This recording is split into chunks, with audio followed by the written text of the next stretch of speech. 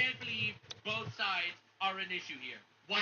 Literally, we need to put a stop to all of this violence.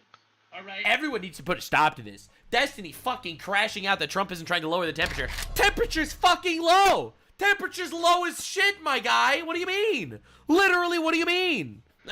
Temperature? You guys are fucking terrorists! You're killing us! And celebrating our deaths. Same guy. I think the word empathy that made up a new age term did a lot of damage to Charlie Kirk's carotid artery. Much to the surprise of literally no one. One of the people celebrating the murder of Charlie Kirk, an innocent man, is also a terrorist that shoots up buildings. Wow! Crazy how this happens. I said it. You said it. We all said it. Anyone that supported Charlie Kirk's murder is a danger and a threat to me, to you, to your parents, to your children, to your family. And it's not a joke. We need to ruthlessly destroy these people. Legally and non-violently if we can. But we need to destroy them. The left is out of control, and everyone needs to know that. It needs to be fucking squashed. All right? I actually made a tweet about this that I thought was really, really valid. I'm going to show it to you. Not that I need to shout myself out on Twitter, but you should definitely follow me on Twitter. But you have to. I need to bang the tweet. This is easily one of my favorite tweets, even though people I feel like didn't get it. So Brian Feinstein makes this tweet saying, "The Reichstag fire occurred on February 27, 1933, when Germany's parliament buildings were set ablaze and blamed on Dutch's communist Marinus van der Lubbe. Hitler used the incident to push through the Reichstag fire decree, which suspended civil liberties and allowed mass arrests of political opponents. This event became a key step in the Nazis' consolidation of power, leading to enabling act in Hitler's dictatorship." Now, what a lot of these people are going to say, fuck, I meant to call it X, not Twitter. I'm so sorry, Elon. He's been liking my tweets. I have to start calling it X. Sorry. So anyway, so over here, this guy posts on X a random story about Hitler's rise to power. Obviously, what he's trying to do is make some sort of comparison between Hitler's rise to power and Trump, all right? He's trying to make some sort of comparison here, obviously. However, that's what he's trying to do. However, no, this is just a random story. So I decided, you know what? I'm going to retweet this with a random story. In approximately 1040 BC, King Saul was commanded by God through the prophet Samuel to completely destroy the Amalekites because they were pure evil, including their king Agag. Saul led Israel to victory, but he had mercy and spared Agag's life. Since God commanded the total annihilation of this evil and Saul disobeyed, God rejected him as king. Now, you might think that he's telling a random story about Hitler and I'm telling a random story about King Saul, but if you want to say that what Brian over here is saying is that Trump is going too far, then you could interpret my tweet as Trump is not going far enough. All right, I'm really glad that we're playing this game. What a great game that we're playing. Literally, fuck all these terrorist-supporting feminazis. Cannot stand it anymore. The tide has turned. It's over. So, we're going to be looking into 3 stories. The first story, a mystery man impersonated a police officer, snuck weapons into Charlie Kirk student gathering, allegedly to try to kill them. We're going to be looking at a transgender terrorist trying to kill one of Trump's Supreme Court justices, and we are going to be looking at a person open firing on ABC News after Jimmy Kimmel was suspended. So we're going to be doing a deep dive into this shit. The trans FIFA movement is absolutely fucking obliterated, and well, I gotta say, it's over. It's over. I'm making this video because I want to be clear. The left's response to killing a right-wing guy is killing more right-wing guys. Fuck this shit. It's over. No more both sides. They're evil. Not everyone on the left, but the ones that'll celebrate Charlie's death for sure. What's up, guys? It's Benny. We don't claim to be the highest IQ channel on the entire internet, but I can tell you this. I'm very good at pattern recognition. Oh. And here's what we've noticed. Some of these... Are you unaware that pattern recognition is racism now? Reporters, as we're doing these interviews these days, they keep telling me this is a both sides issue. Oh, okay. It is the #1 talking point on the left. The #1 talking point on the left is both sides. It's a lie. Why don't we look at both sides? Here's how the right has... I just read this tweet. All right. Week. Don't tell me that there's not a problem with political violence. And the right has every reason to take precautions at Charlie Kirk's memorial service. Wait, holy shit. The White House voted 310 to 58 to condemn Charlie Kirk's assassination, honor his legacy, and denounce political violence. 58 Democrats voted against it. 58 Democrats voted against condemning political violence. Let that sink in. Let that fucking sink in. Again, this isn't an all-Democrat issue, but this is enough of a Democrat issue that they will literally kill you if they can. All right, I'm not saying it's everyone. I'm just saying it's probably about 24% of the population. And the right has every reason to take precautions. Let them speak, man. Let them speak. But Melissa Hortman was killed by a radical leftist that was appointed by Tim Walz. But Josh Shapiro is a Democratic senator. His house was lit on fire by a Free Palestine radical leftist every fucking time. Sorry, bro. Don't care. Literally, shut the fuck up. It's over. It's over. You killed the negotiator. It's over. At Charlie Kirk's memorial service, which is going to be held tomorrow. One, because Democrats continue to go I'm gonna be making a full video on AOC. What a bitch. On about how Charlie Kirk was a threat to the nation. And two, because, well, there has been a psychotic increase in left-wing attacks. Jimmy Kimmel got suspended for mocking Kirk's death, and... No.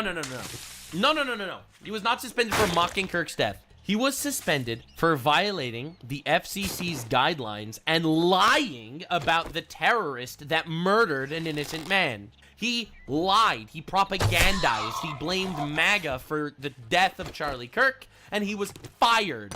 All right? He wasn't canceled. All right? He wasn't canceled. He wasn't censored. He was fired. Why was he fired? Because he lied and propagandized publicly, and if my employee would do that, I would fire him too. Then blaming MAGA, and the reaction from the left is to go be terrorists. Jimmy Kimmel was suspended for effectively lying about left-wing terrorism, and the response is more left-wing terrorism. A left-winger shot up a local ABC news station. What is this guy? Here's the guy right here. His entire account is going after Republicans, wanting for their death, making fun of Charlie Kirk, demanding gun control, and he's the one who goes and shoots up That's right. an ABC news station. Weird how that Here are works. all of his donations to Act Blue. Wow. If you're wondering who this guy supports, I mean, I guess Act Blue is one of the Democrat shitholes that support, funds the riots and stuff. never know the motive. We'll never know the motive. You can see the bullet holes here on the building. So, ladies and for the record, according to the media, we don't know the motive here. We don't know if maybe it was a right-wing guy that was shooting ABC because they ever had Jimmy Kimmel. We don't know the motive, guys. The motive is a complete mystery. Now, in a twist of fate, and one of the funniest twists, I think, of my lifetime. I've seen a lot of twists in my lifetime. This might be one of the funniest twists of my entire lifetime. Literally and unironically, one of the funniest things I've ever seen. Currently, not even joking, man. Currently, fuck, dude, it's too funny. Disney is getting boycotted by leftists. That's right. We were all used to Disney getting boycotted by right-wing people for the woke gay shit, but for the first time, leftists are boycotting Disney, and Disney lost $3.87 billion overnight. This is amazing, man. We are using you to destroy you. That's right, bitches. Get at fuck, dude. And this is why you can never take them seriously. Hillary Clinton just made this tweet. In America, we defend free speech in terrible times. We defend free speech even when it's offensive. We defend free speech. So brave. So brave of Hillary Clinton. Wow. Hillary Clinton, so brave. Anyway, this you putting a check saying we need Trump to delete his account on social media. Check when he got banned. Or is this you celebrating the censorship of the sitting United States president? It's pretty weird. It's pretty weird. What about Kamala Harris? What we are witnessing is an outright abuse of power. This administration is attacking critics and using fear as a weapon to anyone who would speak out. Media, corporations, from television networks to newspapers are capitulating to the threat. We cannot dare to be silent or complacent in the face of this frontal assault on free speech. We, the people, deserve better. Anyway, was this you in 2019? Formally requesting Twitter CEO to suspend President Trump's account while he was a sitting president of the United States before he was ever even banned? Is this you? Is this you formally requesting the banning of Trump's Twitter account before he was banned? Huh? That you bitch? That you hoe? Let's get one thing straight. Huh? Heels up Hillary and heels up Harris? Going crazy. Is that you? Wow, it's a good thing the internet doesn't forget. Bro, Jimmy Kimmel got fired for being a retard, okay? And everyone's making it a threat to democracy. You got the sitting United States president banned from his #1 method of communication with the American people. You can all politely fuck yourself and then impolitely fuck yourself again. Do not care. Again, I am fully on board of the do not care, don't give a shit, keep crying whore train. That's where I'm at. That is where I'm at. Sorry. Gentlemen, with the President of the United States rolling through for Charlie Kirk's memorial, along with, effectively the entire cabinet, you can understand why people are a little bit jumpy. But there's You know who wasn't invited to Charlie Kirk's memorial, by the way? Candace Owens! Weird how that happened. Oh my God, no way. a man who had just been arrested for impersonating a law enforcement officer at Charlie Kirk's memorial event, State Farm Stadium in Glendale. He was armed with a gun and a knife. Yeah, so this is a crazy story. And he told Secret Service that he was providing private security, according to the Washington Post. And he was arrested. Armed man posing as law enforcement arrested at Charlie Kirk Stadium, where Charlie Kirk's funeral will be held. This is, that's obviously pretty fucked scary up. stuff. No. It's not just scary stuff. It is horrifying. Horrifying that we're living in an era of left-wing terrorism that the media runs defense for. I've never seen this before in my life. I have never seen this before. The media straight up running defense for terrorism. Like, this isn't a joke. This could happen anywhere. Like, dude, if this isn't like spiritual warfare, where, you know, Satan out here pulling every trick up his ass, trying his best to fucking destroy us, like, that, I feel like that's a more rational explanation than these people literally want us all dead. Remember when crime was bad? This is insane. You can't have anything bad happen to this thing. The leaders of the free world will all be there. Armed man who was allegedly posing as a member of law enforcement was arrested by Secret Service agents. Where Charlie Kirk's funeral is going to be on Sunday. And Joshua, Crazy. who is allegedly carrying a knife I and pray that we don't have any more of this shit. I really do. But there is a problem in the Gotham City water supply, and it's turning these people into actual freaking retards. Again, I had a solution to this. I was talking to Phil Labonte. He's a co-host of Tim Pool's show. And he asked me, what do we do? Where's the off-ramp? And I told him, we have the laws. We have the precedent. We just need to fucking do it. We need to fucking do it, bro. We gotta fucking do it, man. We just need to do it. All right?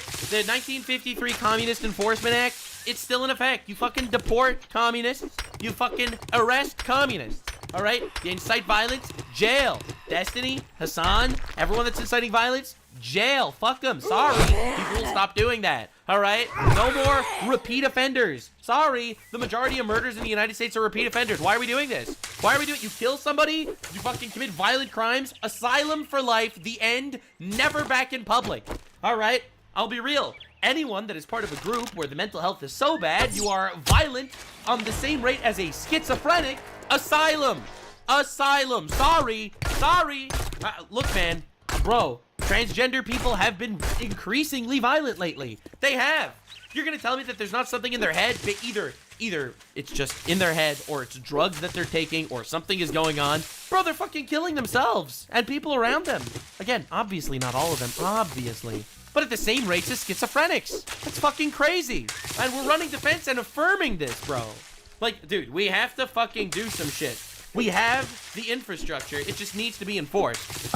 expired law enforcement credentials was denied, detained inside of the stadium before it was secure. It's home to the Arizona Cardinals in Glendale on Friday. He's 42. He told Secret Service that he was on the site to provide private security and handed them inactive law enforcement credentials. So let's go ahead and look. Here he is. This is his photo. They didn't even lock him up. This is the craziest part. This is the guy arrested impersonating an officer, a crime. Weapons violation, a crime. Ahead of Charlie Kirk's memorial, where likely political violence would take place. Released immediately. They released him already. He's out on bail. He was out on bail within less than a day. Before the weekend. They didn't even keep him for the weekend. They literally put him out. Again, motive unknown. Motive unknown? Really? Impersonating police officer bringing weapons to Charlie Kirk's memorial? Motive unknown? Why are we fucking playing this game? And you let him out before the actual funeral happens? Like, dude, this is actually crazy. First of all, whoever paid this bail needs to get arrested. That's one. And two, fuck you! Fuck this shit! This is evil! We can't tell us it's possible. Let's go ahead and check more about what actually happened here. So I think we have some clarification. Then Pam Bondi goes on the news and is like, she hates speech. Fuck it, man. Arrest these people. What are you doing? Holy shit, scam Blondie more like it. Bro, what are we doing? Here, obviously they're putting up massive security fencing, right? So they're going to secure the entire... There should be never bail for violent criminal offenses or when actual life threats are there. The judges, the judicial system, if they're not following the law and they're just following their fucking emotions and empathy, they need to be fucking disrobed and thrown off of a pier into a lake where they get really annoyed and wet, and then they have to like crawl out and they're like all upset because their clothes are wet. That's That's where they need to be. That's what I was gonna say. That's what I was saying. They need to, like, legally, no, not endorsing any violence. They need to, like, be thrown off a short pier just so that they're, like, wet and uncomfortable and disrobed. They need to go home wet in their underwear because we disrobed them. They need to travel. They need to travel wet in socks and underwear, straight from the pier to their home alone. Yeah, that's what I was saying. Facility. They put up this giant Charlie Kirk banner, big Turning Point USA banner. You have to think about how insane it is, just like from the obvious double standard here. Because even the left that claims there's two sides, because you know the left keeps saying two sides, both sides, two sides. They don't even believe it. Like they're lying and they're This is Destiny. This is Destiny doing an event similar to Charlie Kirk used to do, where, you know, he went to college campus and he would debate people, Charlie Kirk style. Notice how there's no security? None. This is right after, A, Charlie Kirk was assassinated, right after Charlie Kirk was assassinated, and B, he was saying all these inflammatory things online saying, like, we should kill conservatives. So, he rage baits every conservative by saying we should fucking kill him. And he has no security because he knows that the right-wing people are not going to actually do anything to him. Dude's yelling at him, tell us how many kids you fucked, Destiny. Based.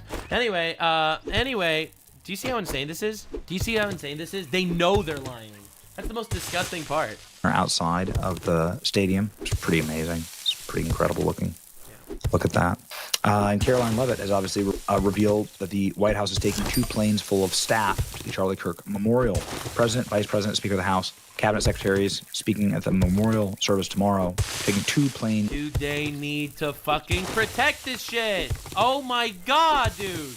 They better have security at the wazoo. Full of White House staff. Just speaks of how many people that he touched at the highest levels of government. Be honored to remember him tomorrow, says Caroline Leavitt. Okay, so here is a clarification on what happened with the man impersonating law enforcement arrested. I want to add a note of clarity here. This individual was doing advanced security for a known guest planning to attend the memorial service. We do not believe this person was attempting anything nefarious. However, the advance is not done in proper coordination with Turning Point, security, Literally, that's crazy. I don't know, man. That's crazy. or U.S. Secret Service. Important to note that this was done before the site had been actually locked down. So it really raised suspicions. I mean, to be honest, I think it's probably a terrorist. Again, the leaders of the free world will be here tomorrow. Security 1 level event by DHS.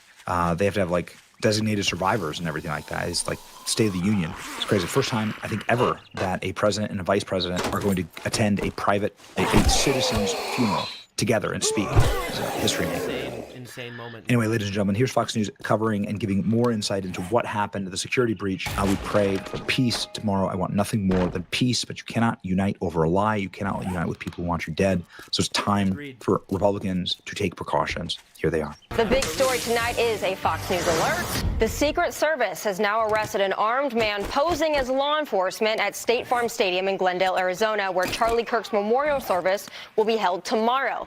Now, he was reportedly armed with a knife and a gun and told Secret Service he was there to provide private security. While officials continue their investigation, everyone is now on edge. Before this arrest, law enforcement reportedly posted a bulletin warning of violent extremists targeting the service. President Trump, Vice President Vance, and other administration officials will be in attendance and deliver remarks. Officials estimate more than 100,000 people may attend. Joining us now live from the State Farm Stadium. Not Candace Owens. She was blacklisted. She's not allowed to join, unfortunately, for Candace, even though she's allegedly his best friend. Unfortunately, she's not going. Do you know why she's not going? You know why Candace Owens isn't going? Even though she makes believe she was his best friend in order to make believe that he secretly hated the Jews, even though he supported the Jews. You know why? You know why she's not going? You know why? Looking for the clip. This is why she's not going, guys. This is why she's not going. I said there is no way we are going to this event now. There's a 0% It's not an event. It's a funeral. chance. First and foremost, why are you saying invite anybody can go to it? You just buy a ticket to the event. That's also not true. There's no tickets. It's free admission. There are no tickets to this event, which is not an event. It's a funeral. And you're all working to try to get me to confirm that I'm going. And you're doing this like... They're just asking if you're going because you're claiming that you're his best friend and you're saying that he secretly hated all the Jews. As if you're trying to, like, push my buttons and be like, we got to make her get into her ego so she, like, shows up and, like... Yeah, no one's pushing your buttons. They're just, like, weirded out that you were allegedly his best friend and claiming that you secretly knew that he secretly hated the Jews. And now you're saying you're not even going to his funeral. Posted on social media. Nope, actually... you know, while I'm attacking the feds, maybe not going to a public event, which the feds are organizing, is probably a very good idea. I'm good. So she thinks that because she's beefing with the feds, and immediately retarded, she thinks that the feds organized an event and now are trying to publicly pressure her to go to a funeral where they'll kill her. Yep. You know what I'm gonna do? The funeral's a setup. You see, the real reason why they killed Charlie Kirk was all a setup to get Candace Owens to go to his funeral to get her there. Listen to Power on my headphones and go see Ye. She would rather see Kanye West, known for appreciating the Jewish people. How's that for a memorial for Charlie Kirk? That feels like the right... Really? A memorial for Charlie Kirk instead of going to his funeral is going to hang out with Kanye West, the guy that Charlie Kirk constantly called out for hating Jews? Really? thing for me to do right now. Anyway, that's Candace Owens, Charlie Kirk's best friend. Moving on. I'm in Glendale, Arizona is Bill Malugin. Bill, what are you seeing on the ground? Tommy, a lot of roadblocks and a lot of security. There are fences going up all around the stadium as we speak right now. It is really tough to get in here, and that is only going to ramp up come this time tomorrow. But you were just talking about that guy who got arrested for showing up here, pretending to be law enforcement while armed with a gun and a knife. We have an update about him. Arizona DPS confirming they're now charging him with a felony. His name is Joshua Runkles. They say he is not law enforcement, not affiliated with law enforcement, but he's now being charged with felony impersonation of law enforcement, as well as misdemeanor carrying a weapon in a prohibited place. They say they're now trying to figure out what he was doing here, what his intent was. They're looking into his background to figure out if there was something. I wonder what the intent would be on a guy that's impersonating law officers with the weapon coming into a Charlie Kirk Memorial Stadium right before a memorial. I wonder why. No one knows. Sinister going on here. That investigation. Now, I personally wonder what guns do and what the kind of people would be there and what they might do with the guns to the people that are there. But again, we don't understand. We don't know the reality here.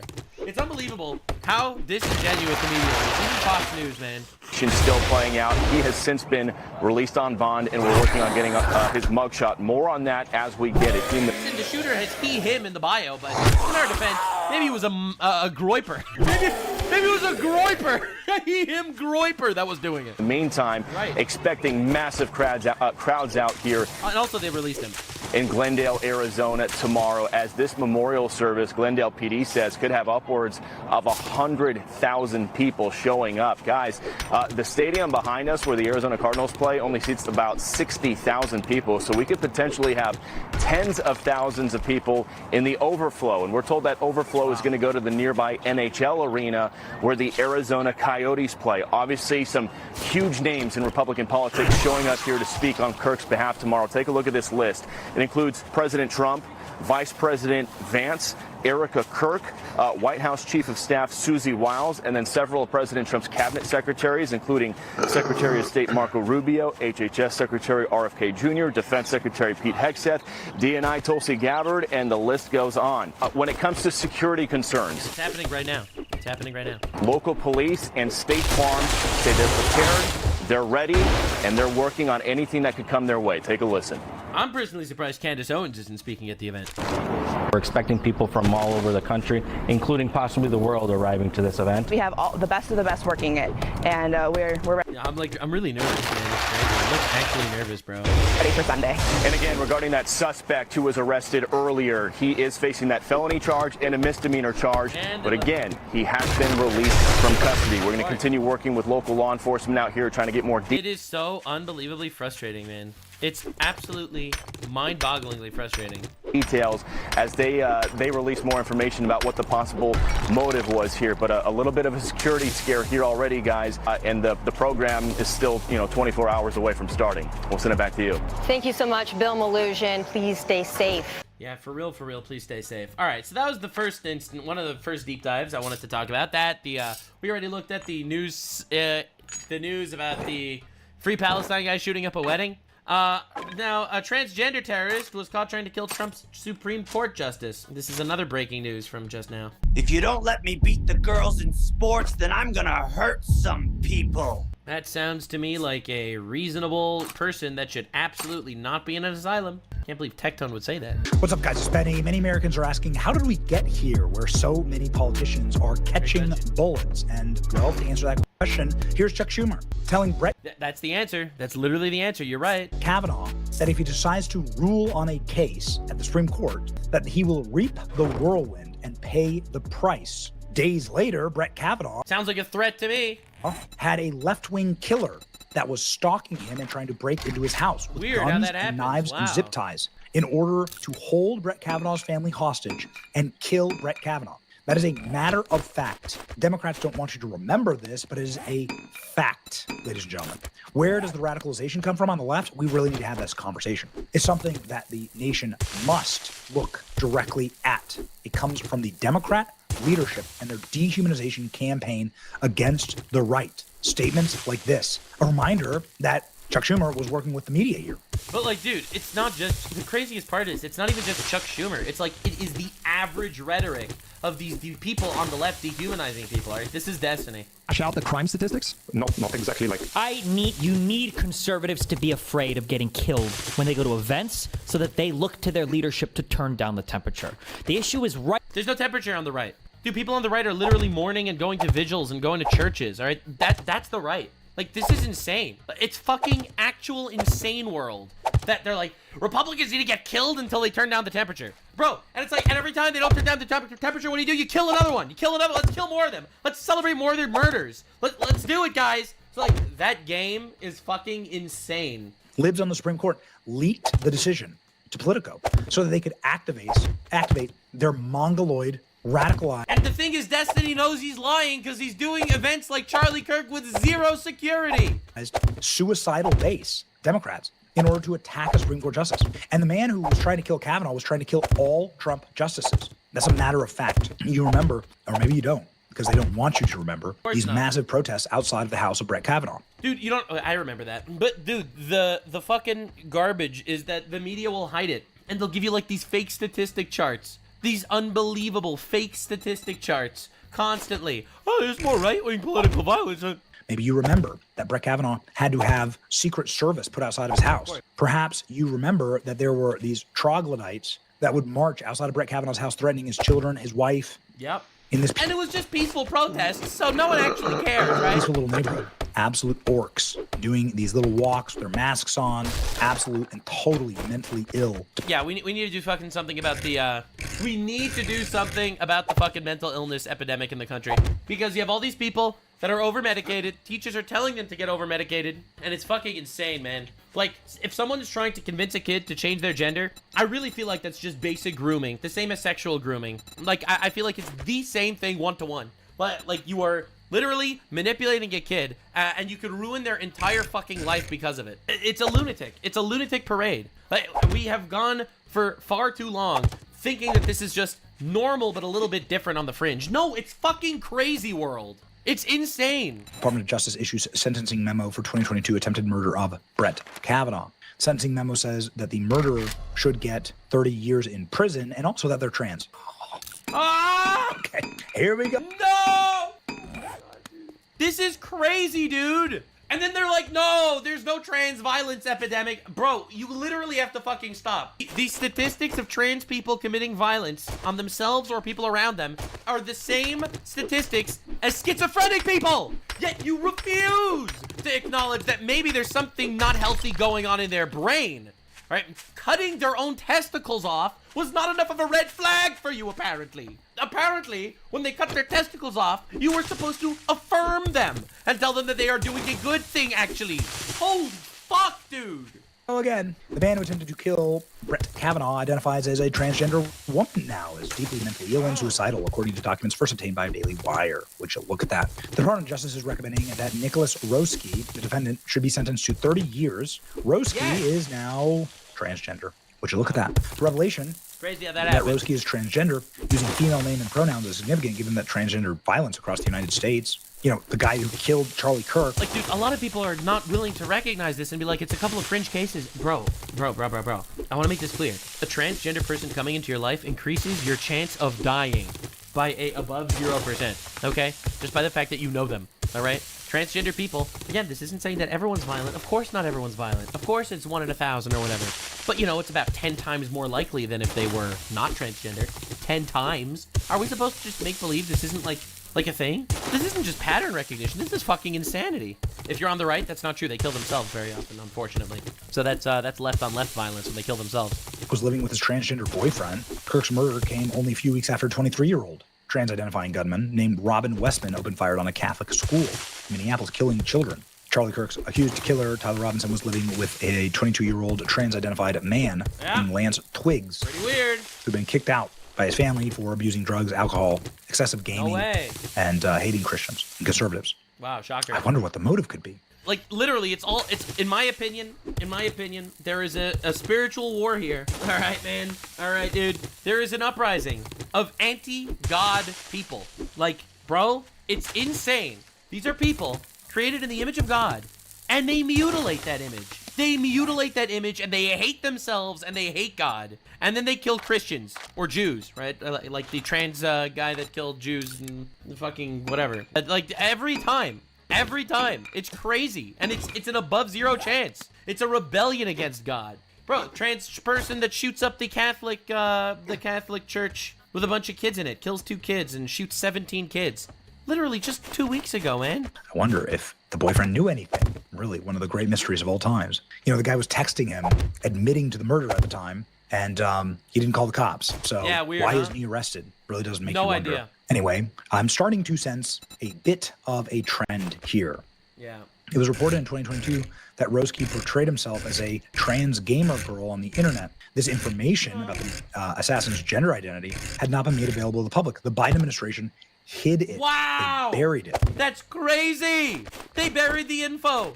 Dude, I keep thinking of this tweet from, I think it's Norm Macdonald. Norm Macdonald made a tweet at some point saying, wow, you know what I'm really afraid of? If ISIS detonates a nuclear bomb and kills 1 million New Yorkers? I'm afraid of the backlash on peaceful Muslims. Like, I feel like this is that. I feel like this is literally what we're watching right now in real time. It's like, man, I really hope all these transgender assassins don't actually make people transphobic. It's like, I feel like that is literally what we're living through. Buried it, ladies and gentlemen. Of course, they were trying to get Supreme Court justices killed. Published by Politico in May 2022 was the leak of the Supreme Court decision. After that, of course, Roski was activated. He was searching for quietest semi-auto rifle, gun calibers, best silencers for Glock 17. He was searching for do snipers aim for the head or chest? Secret Service protect Supreme Court justices? Easiest way to open a locked door? How to break glass quickly and quietly? How to make shoes quieter? And how to make handcuffs with zip ties? He was found with zip ties. Right. On Discord, here we go, Discord again. He was asking his online friends who would assassinate Supreme Court justices to help women long term. I was thinking about. Do you see how insane it is? These people, it's an entire movement of justifying violence. All of them. Dude, well, if we kill Charlie Kirk, well, then maybe we could get abortion laws passed better. It's all like constant justifications. Justification after justification of political violence in order to get their way. They hate democracy. They don't care about or support democracy. When they are purely utilitarian in their evil and their violence, all right? When they go out and they say Trump destroyed democracy, they all know Trump did not destroy democracy. They all know that. The majority of the country voted for him. He is not destroying democracy. But still, they go out and they shout and they cheer and they say destroying democracy because it's the best way to fucking put him in the crosshairs. That is literally what it's about, okay? Because they are a movement that values and is based on deceit and lies. Bro, they think there's more than 2 genders. It is a movement that is based on deceit and lies. They will use violence, they will use lies, subversion, literally fucking anything. Opening the borders to bring in illegal immigrants that could vote in a state where you don't need to show ID when you vote. This is fucking insanity. Actually fucking crazy world that we're letting this actually run as long as it is. The Roe decision, I feel like those 9 people make a much bigger impact than most people. The Roe v. Wade decision and gay marriage both being repealed has me furious. So he's clearly I'm afraid of gay marriage getting repealed, so I'm gonna go murder Brett Kavanaugh. This fucking mindset is popular in college. You talk to a college kid, most of them, off camera, will agree that political assassinations are justified. meditated here. This was clearly a left-wing orc that had been released by the left, by this operation, by this leak operation, in order to harm the Supreme Court justice. And now we know this is one more radicalized transgender would-be mass murder. And for the record, I did not even see this in the news. I did not see the news cover this. Oh, it was only an attempted assassination. So crazy, man. Against the right. Supreme Court justice would be assassin identified as trans. DOJ recommends 30 years. Transgender violence is too common of a pattern here, and every freaking time. Trans. I mean, I'm not. Look, man, I don't want to be rude here, all right? And I feel bad for trans people. I really do. I really feel really bad for trans people. You know, life's obviously difficult. It's confusing. You've obviously been manipulated over your time, or you just have a mental illness of some sort. And life is really brutal and tough. And again, I'm praying for you guys. I'm sorry, but I'm also sorry and praying for schizophrenic people. And I'm not sugarcoating it, and I'm not telling them actually embrace your schizophrenia. All right? I'm not saying any of that. All right, you have to, on the one hand, have pity for the mentally ill, but on the other hand, be fucking careful. Like, this is crazy. Terrorism is a massive problem. Not one more penny of my tax dollars spent on this scourge, ladies and gentlemen. Holy smokes. There we go. And there's the family. Always a weak man. Always the weak man. Men, be strong, please. Ugh, country needs strong men right now. Before he tried to assassinate Justice Kavanaugh, this would-be mass murderer, trans terrorist, was at a teaching job. Wow! Bro, it's fucking crazy! Oh my lord! And how do you get and this is where the next generation of trans people come from, man! They're all fucking teachers! Why are they all trying to get next to children, bro? What's going on? Like, dude, this is insane. Holy fuck. Musings of murdering his sister, taking medications for mental issues. Goodness gracious. Every time, man. Also planned to assassinate 3 other Supreme Court justices. I wonder who. Political violence. Thanks, Chuck Schumer. Another left-wing attempted to kill for politics. The Kavanaugh assassination attempt has been completely memory hold. Look at the motive and where this guy went. Online for support. Discord. Naturally. Exclusive. Attempted Kavanaugh assassin identifies as transgender. Goodness. Like, dude, for normal people, it's insane. For normal people, like, and again, people online think that the majority of the world accepts and recognizes that trans people exist and are just like anybody else. They just change genders, okay? Because of how, in my opinion, brutal the censorship has been online for years. Every single social gathering, group of people, they all do it. They're justifying it and affirming it constantly. Literally. It's insanity. It's complete and utter insanity that we're dealing with this in the public this far. Okay? This is fucking crazy. And again, they're violent against other people, against themselves. It's crazy that we're living in this society, that it got this far. And that these people then become teachers. They fucking become teachers. I bet you schools prefer if you're transgender when they're looking to hire teachers. Because it's so much easier to push the fucking trans shit onto kids if your teacher's trans. I bet you it's an incentive for them. Gracious. We have a real problem. Today, U.S. Attorney's Office, District of Maryland issued a sentencing memo. Guilty plea for attempted murder of Brett Kavanaugh. The attempt against the life of Supreme Court Justice. Good.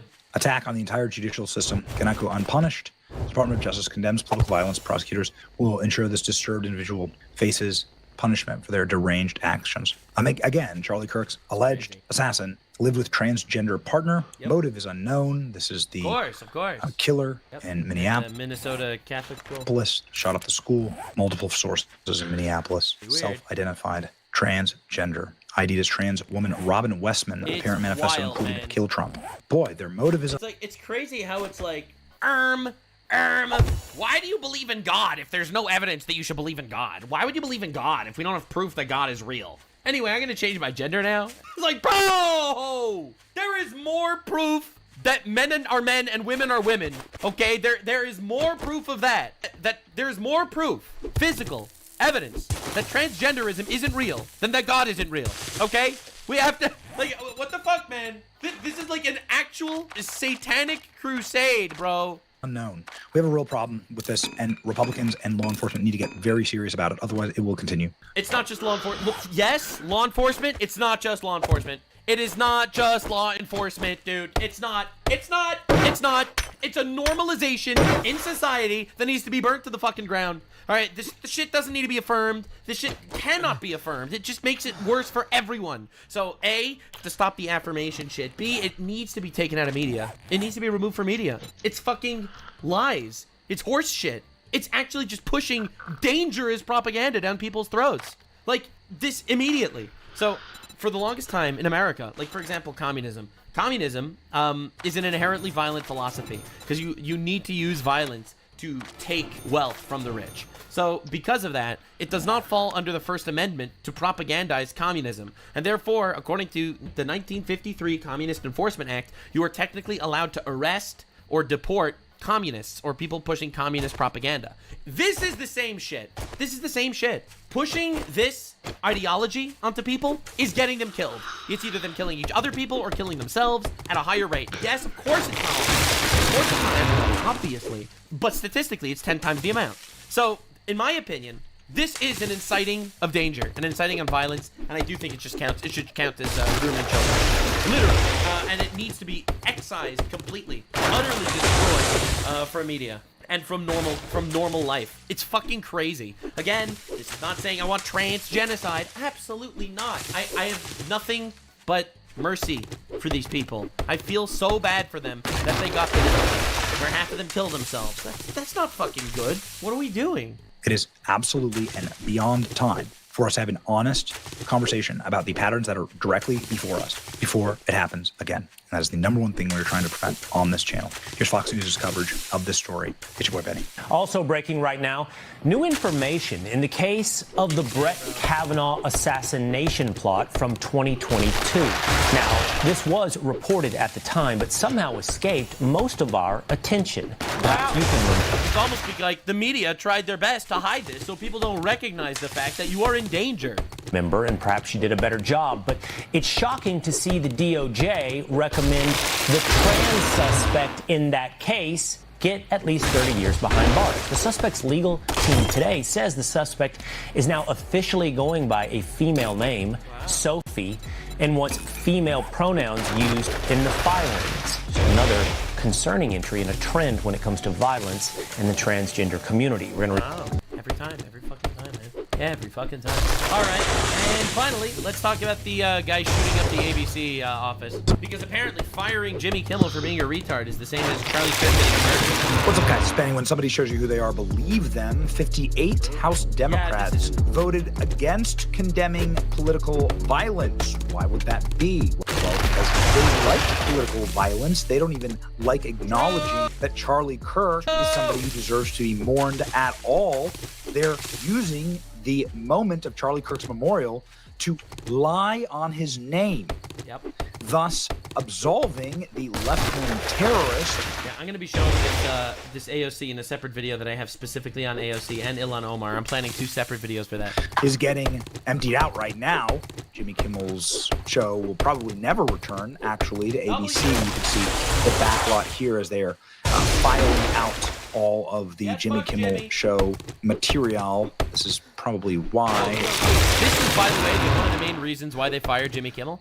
It's not just because of all that. It's not just because of all that trend. It's because he's not getting views. Let me tell you something. This might shock you to your core, so you might want to grab something and sit down. All right, you might want to sit down and grab something. Nuxanor, blue retard over here on the internet, I get more views on the internet than Jimmy Kimmel. Are we on the same page? All right. Are you holding on to something? I do it for free. For free. I just record shit, put it on the internet. Yeah. They're losing a metric fuck ton of money on this shit. All right. They fucking we're waiting for the time to fucking fire this motherfucker. Back because Jimmy Kimmel's show was an absolute and total collapse. That's what the ABC News local stations have told me. You're not monetized? No. I mean, it doesn't cost me money to upload shit. Like, he has a whole show, and he has writers and producers and recorders and screen shit and real estate and rent and, bro, time slots and paying for different places in television. Bro, they're spending millions and millions of dollars per episode of Jimmy Kimmel, and he gets less views than me. I have 0 overhead. 0. I pay for my editors. That's literally it. About Jimmy Kimmel, I've had conversations with a lot of them from across the country. They're reaching out, they're calling me. My phone is ringing off the hook because they're scared. Let me break a little news here. These ABC News local station right. owners. Think about how insane it is. Republicans were conservatives in general. Conservatives were protesting against Disney for years. Because Disney, you know, they're putting all that gay shit, trans stuff, agenda pushing, feminist garbage in every TV show they possibly can. Right? They're ruining franchises. The right has been absolutely furious with the way they fucked up Star Wars and every media that they got their fucking hands on, right? Let's make Indiana Jones a hobo. Let's make Star Wars gay lesbian witches, right? Like, they've been doing their absolute best to fucking cook this shit, right? They've been doing their absolute best. The right has been furious about it for a long time. This never happened. There were no terrorist attacks on Disney, ever. They fired Jimmy Kimmel for being a retard. A guy shoots up their building. A leftist, anti-gun guy shoots up their building. Remember, this is the party without guns. Shoots up their buildings. Do you understand? Do you understand? They're the ones who decided not to air Jimmy Kimmel's show. This is the free market at work. Completely true. Freedom of speech means that you can fire whoever the fuck you want. They said, our viewers don't like it. We are not able to sell ads against a show that does the same number of live stream viewers that like a live stream of Joe Biden napping on the beach would do. Bro, or me! Benny Johnson over here gets more views than Jimmy Kimmel. It's insane. Effectively. Like, Jimmy Kimmel's show gets about as many viewers as Chris Christie's OnlyFans, right? And so here, ladies and gentlemen, is the problem. The curse of irrelevance. Left. I mean, the issue is, I mean, like, they claim he's a comedian and stuff, but, like, yeah, like, he's not funny. Bro's not funny. Bro's getting absolutely fucking destroyed. And again, everyone that cries censorship, you can take your cries, your screams, your blood-curdling shrieks, and you could shove them up your ass. Yep, that's right. That's right. All of you celebrated Trump getting banned on social media. This is what we call, fucking around, finding out. Get absolutely fucked, bitches. Sorry, it must suck to be you, but, well, oopsie poopsie. Lies. Instead of and also, he didn't get censored. He got fired. Talking about how this is just supply and demand, the free market. True. Jimmy Kimmel show was a absolute nightmare. This is based on horrible data. It was irrelevant, dude. Why would they fucking pay for that? Yeah. Was just a failed show that nobody wanted to watch because it turned into left-wing DNC propaganda hour, and the majority of our country is right-leaning, so they don't like that. It sucks to suck. No, the left says that it is a full censorship operation done at the behest of the ABC local stations. Right, Trump is evil, and Trump is forcing them to censor his critics. It's the new move. Don't fall for it. Never fall for it. Guys, we have to stop falling for shit as a whole. And when I say stop falling for it, let me make this clear. I know you're not falling for it. I mean, don't engage. Do not engage. Literally, the best response to these people crying and screaming and yelling, oh my God, I can't believe it. The best response is saying, lol, fuck you, you're cooked, fraud. Sorry, bitch. Sucks to be you, I guess. Literally. There is no engaging with these people. None. Who refused to carry Jimmy Kimmel. Now, that's the moment that ABC News decided to yank the show. Here's why. Jimmy Kimmel wasn't going to apologize for lying about MAGA or Charlie Kirk's death. He was going to double down. He was going to make things so much worse. And that's why Disney, according to all available reports, said, you know what, we're just going to pull the show instead of letting all these local stations say we're not going to air the show. And there were about 100 million households that are covered by these local stations. Anyway, they decided to paint a target on the back of the local stations instead of taking any blame. And this is a trend. Instead of taking any blame for their own side, instead of taking any blame for their own policies and their own radicalized ratcheting up of the temperature and the rhetoric. That's right. They decided to put a target. I think the temperature, the rhetoric, I believe it's the lack of actual ethical belief systems in general. I think a lot of people on the left live in a delusional anti-reality. I'll be honest. I think it's an actual anti-reality. These people are not living in real life, and they're refusing to accept basic real life situations. They're getting destroyed. Like, this has nothing to do with fucking temperature. In my opinion, it is the rhetoric. It is the ideology. This godless, communist, rebellious, violent people that have no ethical backbone. And they are constantly giving each other justification to commit heinous, unspeakably evil, demonstrable, violent acts that should not exist in the Western world. They hate the West. They hate us. They hate God. They want us all dead. This is not both sides. I think it's an integral part to what far leftism is. inherently, it is violent. It is inherently anti-God violent mentality. Let me show you what Charlie Kirk said about it. Let me see if I can find it. And he spat nothing but facts over here. At the core of the left, at the core of a liberal, is someone that would use the sword if they had it. They are very violent people at their core. They always have been. They can't debate. They can't have conversation. So they'll resort to these tactics. They're going to do everything they possibly can to try to murder this movement because they can't beat us. So they're going to try to take weapons. And no, we're very aware of that. I'm aware of it. We have to have full-time security. This is not a joke. This is who these people are. Coincidence, right? Coincidence, right? So yeah, that's where we're at. Forget on the local ABC news stations, who are without a doubt the heroes in this entire Jimmy Kimmel story. And now those stations are under a terroristic threat. Those owners are calling me very, very scared. The amount of threats that are pouring into these local ABC news stations is truly unbelievable. True. I cannot tell you everything that I've been told in confidence, but it is wretched what Democrat terrorists are doing, and some of them are taking action. Anibal Hernandez Santana, 64, was arrested for firing a gun into the window of an ABC 10 station in Sacramento yesterday. His X account appears to be a constant stream of anti-Trump commentary. We don't know the motives for sure. Just because he's constantly having anti-Trump commentary, he could be a groiper. Have you considered that perhaps he's a groiper, guys? What if he's a groiper? Oh, wow. Would you look at that? Color me completely shocked and surprised. But we can't even take this shit seriously anymore. That's the wildest part.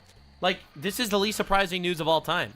Like, we need to talk about it just so it's in the public sphere. But it's not surprising. It's not surprising that people that are based purely on hedonism, that they think you can fuck everything that moves. They think that sex should be publicized and taught to little babies and children, teaching them to change their genders and shit like that. Like, are we really surprised that a hedonistic society based on the fucking 7 deadly sins?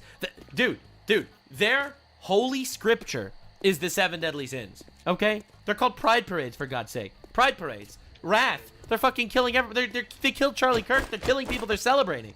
Lust. Bro, what the fuck? Their entire belief system is hedonism. That is literally where we're at. That is literally where we're at. All right. Off. These motherfuckers don't get jobs. They sit home. They're socialists. They expect money to come to them. Bro, greed. Bro, they expect to not work and literally make money off of it. Bro, gluttony. They're just fucking sitting on their asses constantly. They want everything thrown on their lap, bro.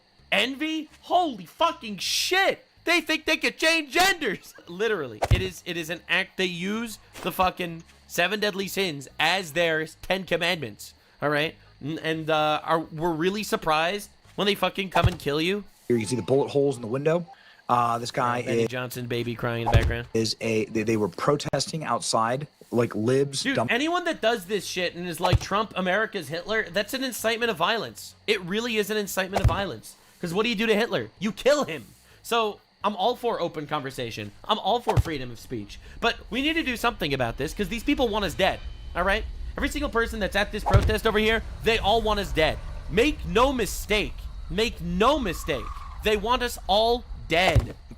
Boomer geriatric libs were protesting outside. Did they get the same geriatric to go protest everywhere? Like, yes. Protesting for Jimmy Kimmel. Could you imagine? This, by the way, that's like the ultimate bottom of the barrel humanity. Protesting for Jimmy fucking Kimmel. Gathered in front of Jimmy Kimmel Live is his entire audience. That's a whole audience. That is a perfect representation of the total number of people that watch Jimmy Kimmel every single night. True. So now left-wing terrorists have been unleashed to attack local ABC stations because they decided that they were going to take Jimmy Kimmel off the air because their viewers didn't want it. And their response is terrorism. This is a trend. The response is always more terrorism by the left. When are we going to get our act together as Republicans, law enforcement, leaders, and start talking about this real problem and not allow them to sidestep it? The man who shot the ABC affiliate. It's an actual public safety threat. These people need to stop killing us, and then maybe we can discuss about how actually maybe perhaps we should let them, go around there and fucking, call people Hitler. Like, dude, it's insane. It's actually crazy. Jimmy Kimmel has been identified as Anibal Hernandez. And so, no, it's not both sides. And yes, you could fuck yourself if you like. I fully support it. Hernandez. His X account appears to belong, is full of anti-Trump vitriol. He's also the legislative director for the California Federation of Teachers. Got it? Goodness gracious. Every single one of them. They're all teachers. Like, if this isn't an actual psyop, it's amazing to think about it. Like, just for a second. Charlie Kirk was killed because he was talking to college students, right? Like, if you think about it even for a second, the teachers are all these protesters, all these terrorists, all these fucking shooters and trans people. They're all teachers, okay? Like, they don't reproduce. Okay, they don't reproduce, right? Obviously, they're all girl bosses, and you know they fucking castrate themselves. So they don't reproduce. How do they get votes? How do they keep this reign of terror in check? It's just purely done vampirically through infecting the minds of other people, because it is inherently a suicide cult. Like, it's fucking insane. Like, this is a virus. Straight up calling for violence, by the way, on his X account. Yep.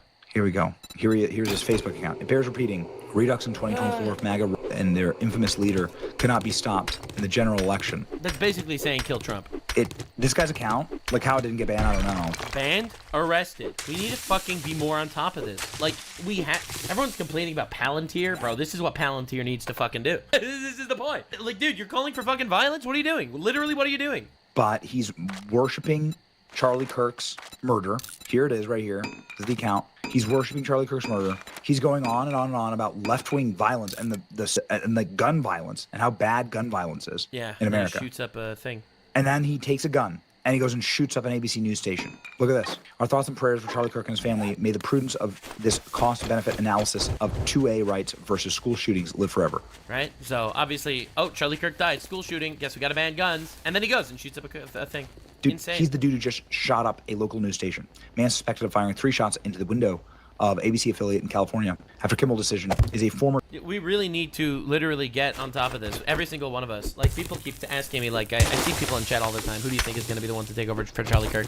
And I don't just mean as the CEO for Turning Point USA, which is going to be his widow.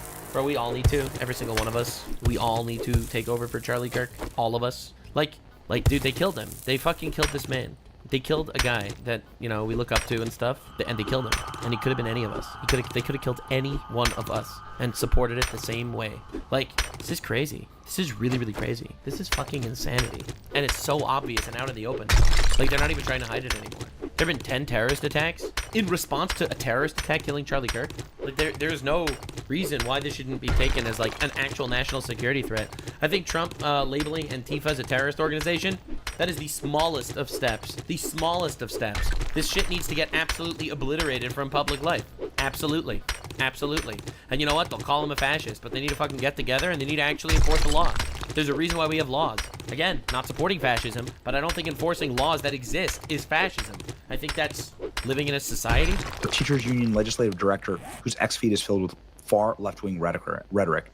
We need to have a real conversation. By the way, here's his Act Blue. These are all of his donations. Yeah, I really wish people would be more on top of this. Like, I think the #1 threat that we face as a nation is leftists. All right, is leftists. And, like, violent ones, especially, but leftists. Like, the propaganda machine, the whitewashing of actual criminality, so that more crimes can happen. Like, we got to do something about this. This is literally, these are people that are, in my opinion, directly sworn enemies of Western civilization. And that's why you have the Gay Islam Alliance. Look, man, Islam would kill you if you were gay, but they support Islam because at least they hate the West. You know, like, and we're literally doing that in real time, and people need to notice. This is fucking crazy. The Democrats. It goes on for 178 entries. So page after page after page of donations to Democrats. Yep. It is long past time to have a national conversation about left-wing violence. Yep. It is out of control. Yep. His X account is literally terroristic, threatening. I thought this was a banger, and looks like I'm right. Doing well. Just posted it. Charlie Kirk assassinated by the... Yeah, I showed that. And basically every person on the left, and then the left is committing more violent acts and screaming for both sides need to tone down the rhetoric. What an absolute sick joke. But anyway, I felt like I needed to do this video because I personally am so fucking tired. I am so fucking tired of this whole idea. This idea is so infuriatingly tiring, bro, that both sides need to turn down the rhetoric. Gunman yells free Palestine and then shoots up a wedding at New Hampshire. Literally, what the fuck are we doing? Literally, what the fuck are we doing? Get the fuck out of the country, man. Bro, free Palestine, shoot up a wedding? Go to fucking Palestine. Why are you here? Literally, get out. Don't care. Holy fucking shit. It's insufferable on every fucking level that we need to deal with this shit. Unbelievable. Thank you so much for being here. Hope you enjoyed. God is good. but we absolutely need to pick up the fight ourselves. We need to pick up the microphone and we actually say what we think. And yes, they'll cancel you, but their words mean nothing. Like they'll call you a Nazi, but they already want you dead. So, hey, they'll just tell you what they're already thinking. See you in the next one. I pray to God we can find our way out of this. Like, subscribe, and this video was streamed live on kick.com/Nuxanor. See you there. Stay weird, man. And it's time for lefties losing it. The fake news media is really hitting new lows. So eager to restart their debunked Russian conspiracy theories that they somehow managed to mix up this man, Modi, the Indian Prime Minister, with this dude, Vladimir Putin. Easy mistake to make if you've lost all reasoning, any semblance of objectivity. When you are an activist journalist for MSNBC, here are some of the corrections. Last night, The Last Word reported on excerpts of an interview between the Director of National Intelligence, Tulsi Gabbard, and an Indian TV news network in which she said Trump was good friends with a world leader. Now, we said that world leader was Vladimir Putin, but the full interview was subsequently released, and it showed that Gabbard was referring to Donald Trump and the Indian Prime Minister, Narendra Modi. Wait. So Tulsi Gabbard mentions that Trump is good friends with a world leader, and they not only just assumed she's talking about Vladimir Putin, but then they report that as if it were fact on television.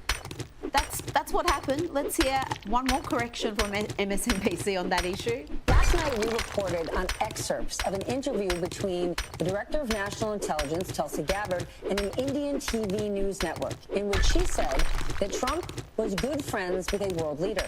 We said that world leader was Vladimir Putin, but the full interview shows that Gabbard was referring to Trump and Indian Prime Minister Modi. Clear that up. Now let's check in with the worst vice presidential candidate we have seen, the uniquely awful Tim Walz, Tampon Tim. Remember him? He had all sorts of delusions of being vice president. Now he has delusions of being a presidential candidate, and he thinks he's a tough guy. Here he responds to media pundits who mocked his lack of masculinity. How do you fight it?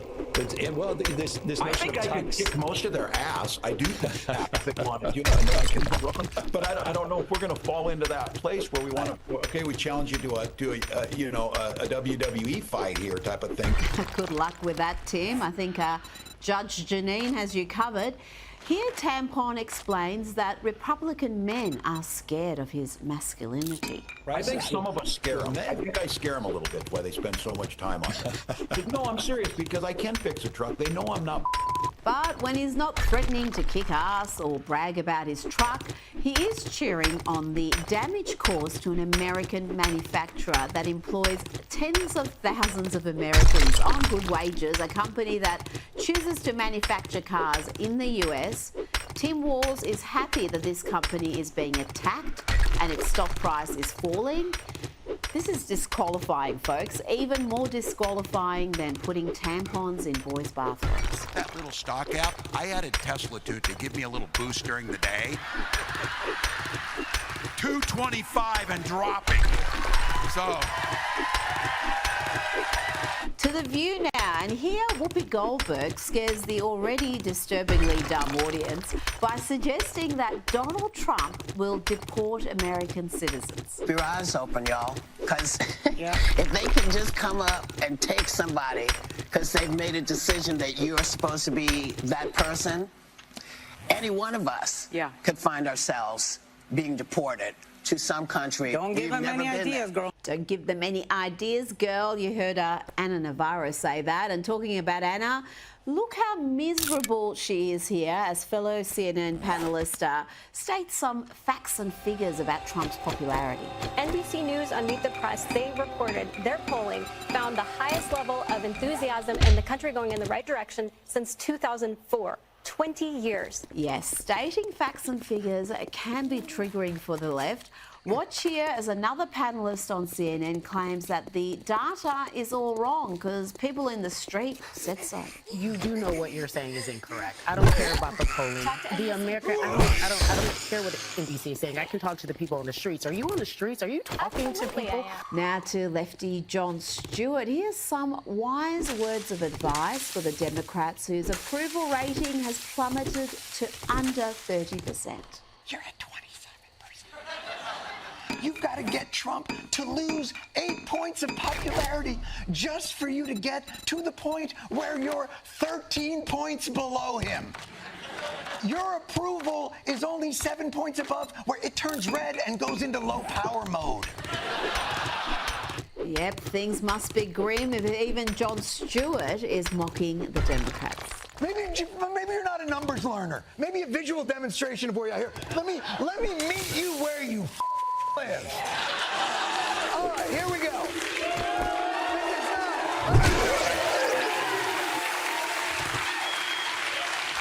This is 48% approval. This is them.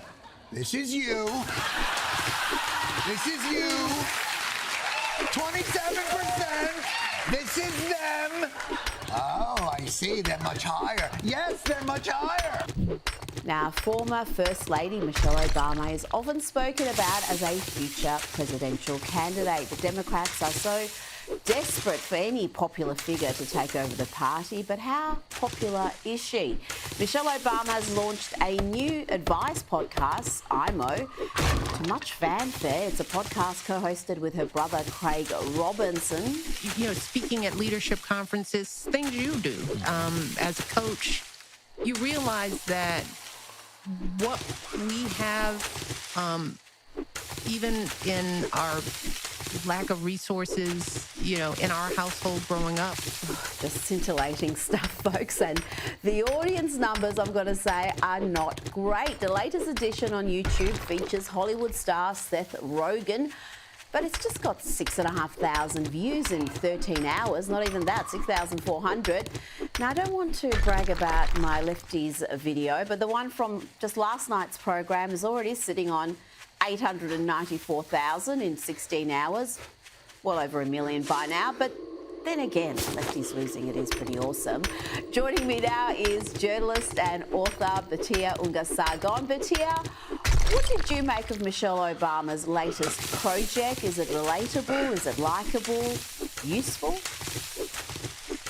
So I wrote a column about it for Unheard, and then somebody wrote to me in the comments, oh, you're the person who listened to the podcast.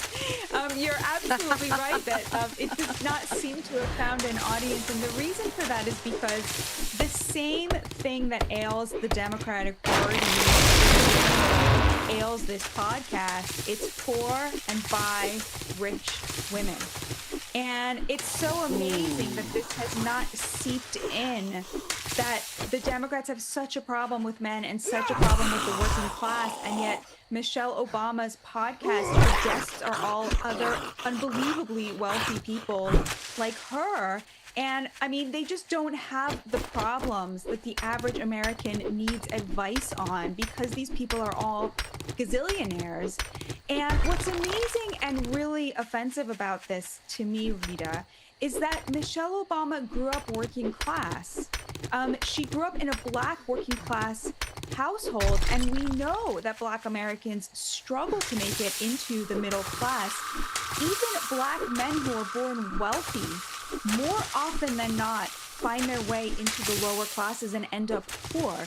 This is absolutely devastating, and Michelle Obama and her brother Craig Robinson have the answers to how to solve this problem. They grew up working class and they are both millionaires, and yet, Rita, they are gatekeeping the secrets that so many Americans are desperate to hear, and instead they sit around with their wealthy friends and talk about things like when to end a friendship. And I find that a little bit offensive. Absolutely. And the Democrats have become, as one very astute judge said, a party for weak men and miserable women. And it does seem to be what's ruining the party right now and making it unelectable. And And when it comes to Michelle Obama, do you see her as a future politician, perhaps even a presidential candidate? She's always spoken about in those terms, her popularity, her appeal to female voters, but I wonder whether all of that is wildly overstated. I think it is. First of all, reportedly, she hates politics, and so I would be very surprised if she found her way into politics on a personal level. But also, she seems very consumed by grievance culture. Her speech at the DNC this year was really shocking. I mean, it was about the myth of the persistence of racism and how hard it is to be a person of color in America. She's worth $70 million. I mean, she's sort of the proof positive that this is sort of nonsense. And I feel that is very out of touch with where most Americans are at. And I'm not just talking about white Americans. I think Black Americans are sort of sick of this message as well, which is why you saw a lot of movement towards the GOP. 25% of Black men voted for Donald Trump, and his approval ratings right now with Black Americans are very, very high. So I think she's quite out of step with where the nation is, although the Democratic Party, again, does not seem to have realized that. Now, Batia, you were on Bill Maher's program, and your clips went viral very quickly, millions and millions of views. And I've got to say, you managed to make Bill look a little bit silly on his own program. Approaching 2 months in. I mean, you must have a feeling in your gut. Look me in the eye and tell me you don't. That this is really going badly, and I shouldn't have thrown my lot in with this team. Oh, no, I feel the opposite. All right. Tell me why. I'm so sorry, Bill. No, tell me why. No, I feel so proud of, I mean, I was never a Republican or a conservative. I was a leftist, and I am still a leftist. I'm just a MAGA leftist now because... That makes no sense. Batia, tell me how you are, why you're so happy with how things are going, and explain to my audience, what is a MAGA leftist?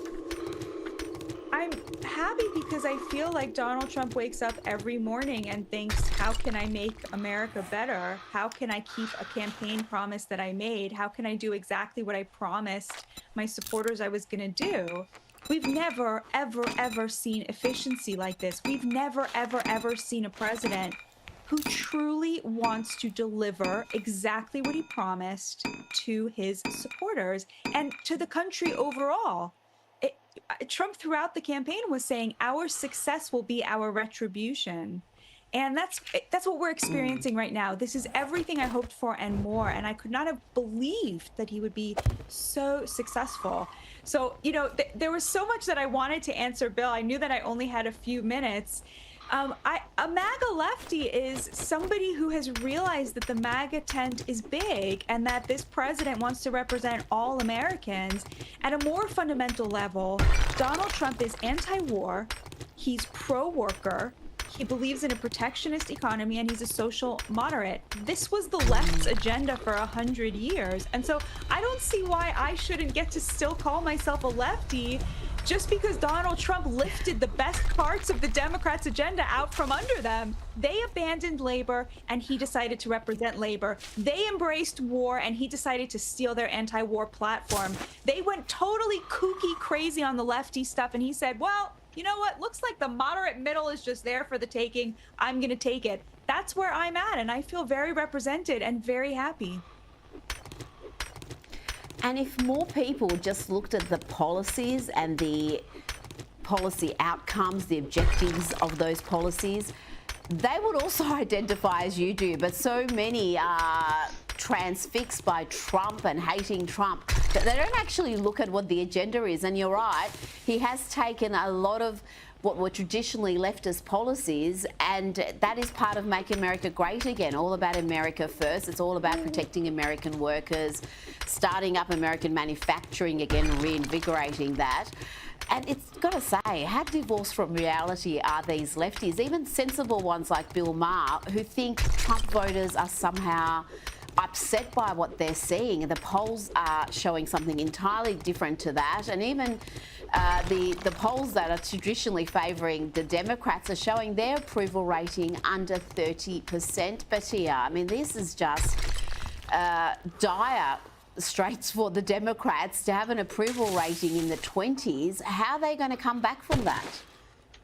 It's truly amazing if you think of this split screen. On the one hand, you have a president who is representing the working class, elevating every hardworking American. He's getting us out of wars and bringing peace. And he's bringing common sense, moderate social policy back to the table. And what do the Democrats represent? Well, they represent keeping Tren de Agua here in America. They represent opposition to deporting rapists who are not citizens. They represent opposition to deporting Hamas supporters who are not citizens. They represent supporting trans women in women's locker rooms and women's sports. And they represent protecting the fraud and abuse of our government. So, of course, their brand is in the toilet. Trump took everything that was good about them, and instead of saying, oh, wow, a president who's actually going to do leftist things, they decided to embrace everything that is just insane and crazy. And they here's the thing, Rita, they turned on their own values and their own voters rather than admit that Donald Trump had a point. And this is truly unforgivable stuff. Absolutely, and they're being punished for it. Now let's speak quickly about the Russian-Ukraine war. Earlier today, Presidents Trump and Zelensky had an hour-long phone call, and afterwards Zelensky said he thinks lasting peace is achievable this year, and he was full of praise for President Donald Trump. What a difference a couple of weeks makes, Batia. Tell me about how that is being perceived in the US. I think people feel relieved. President Trump had to speak harshly to Zelensky when he was in the Oval Office. Most Americans approved of what they saw there. We want this war to end. We're finished, supporting foreign wars that have nothing to do with us. We hate the bloodshed. And I think a lot of us feel that we hate that our support was a big function of prolonging this bloodshed. I think President Trump feels that this is a proxy war in which the two superpowers do not want to be at war anymore, and he's desperate to bring this to a close. And I think he's doing a really good job. He has figured out how to play Putin, and he's figured out how to move Zelensky. And so I think that hopefully, please God, we will see movement very, very soon. I think he is very good at manipulating both Putin and our European allies. I think, we've seen European allies coming into the Oval Office and being very deferential. And as an American, you just love to see it. So I'm really hopeful that with God's help, we'll see an end to this very soon. And he's been very good in getting the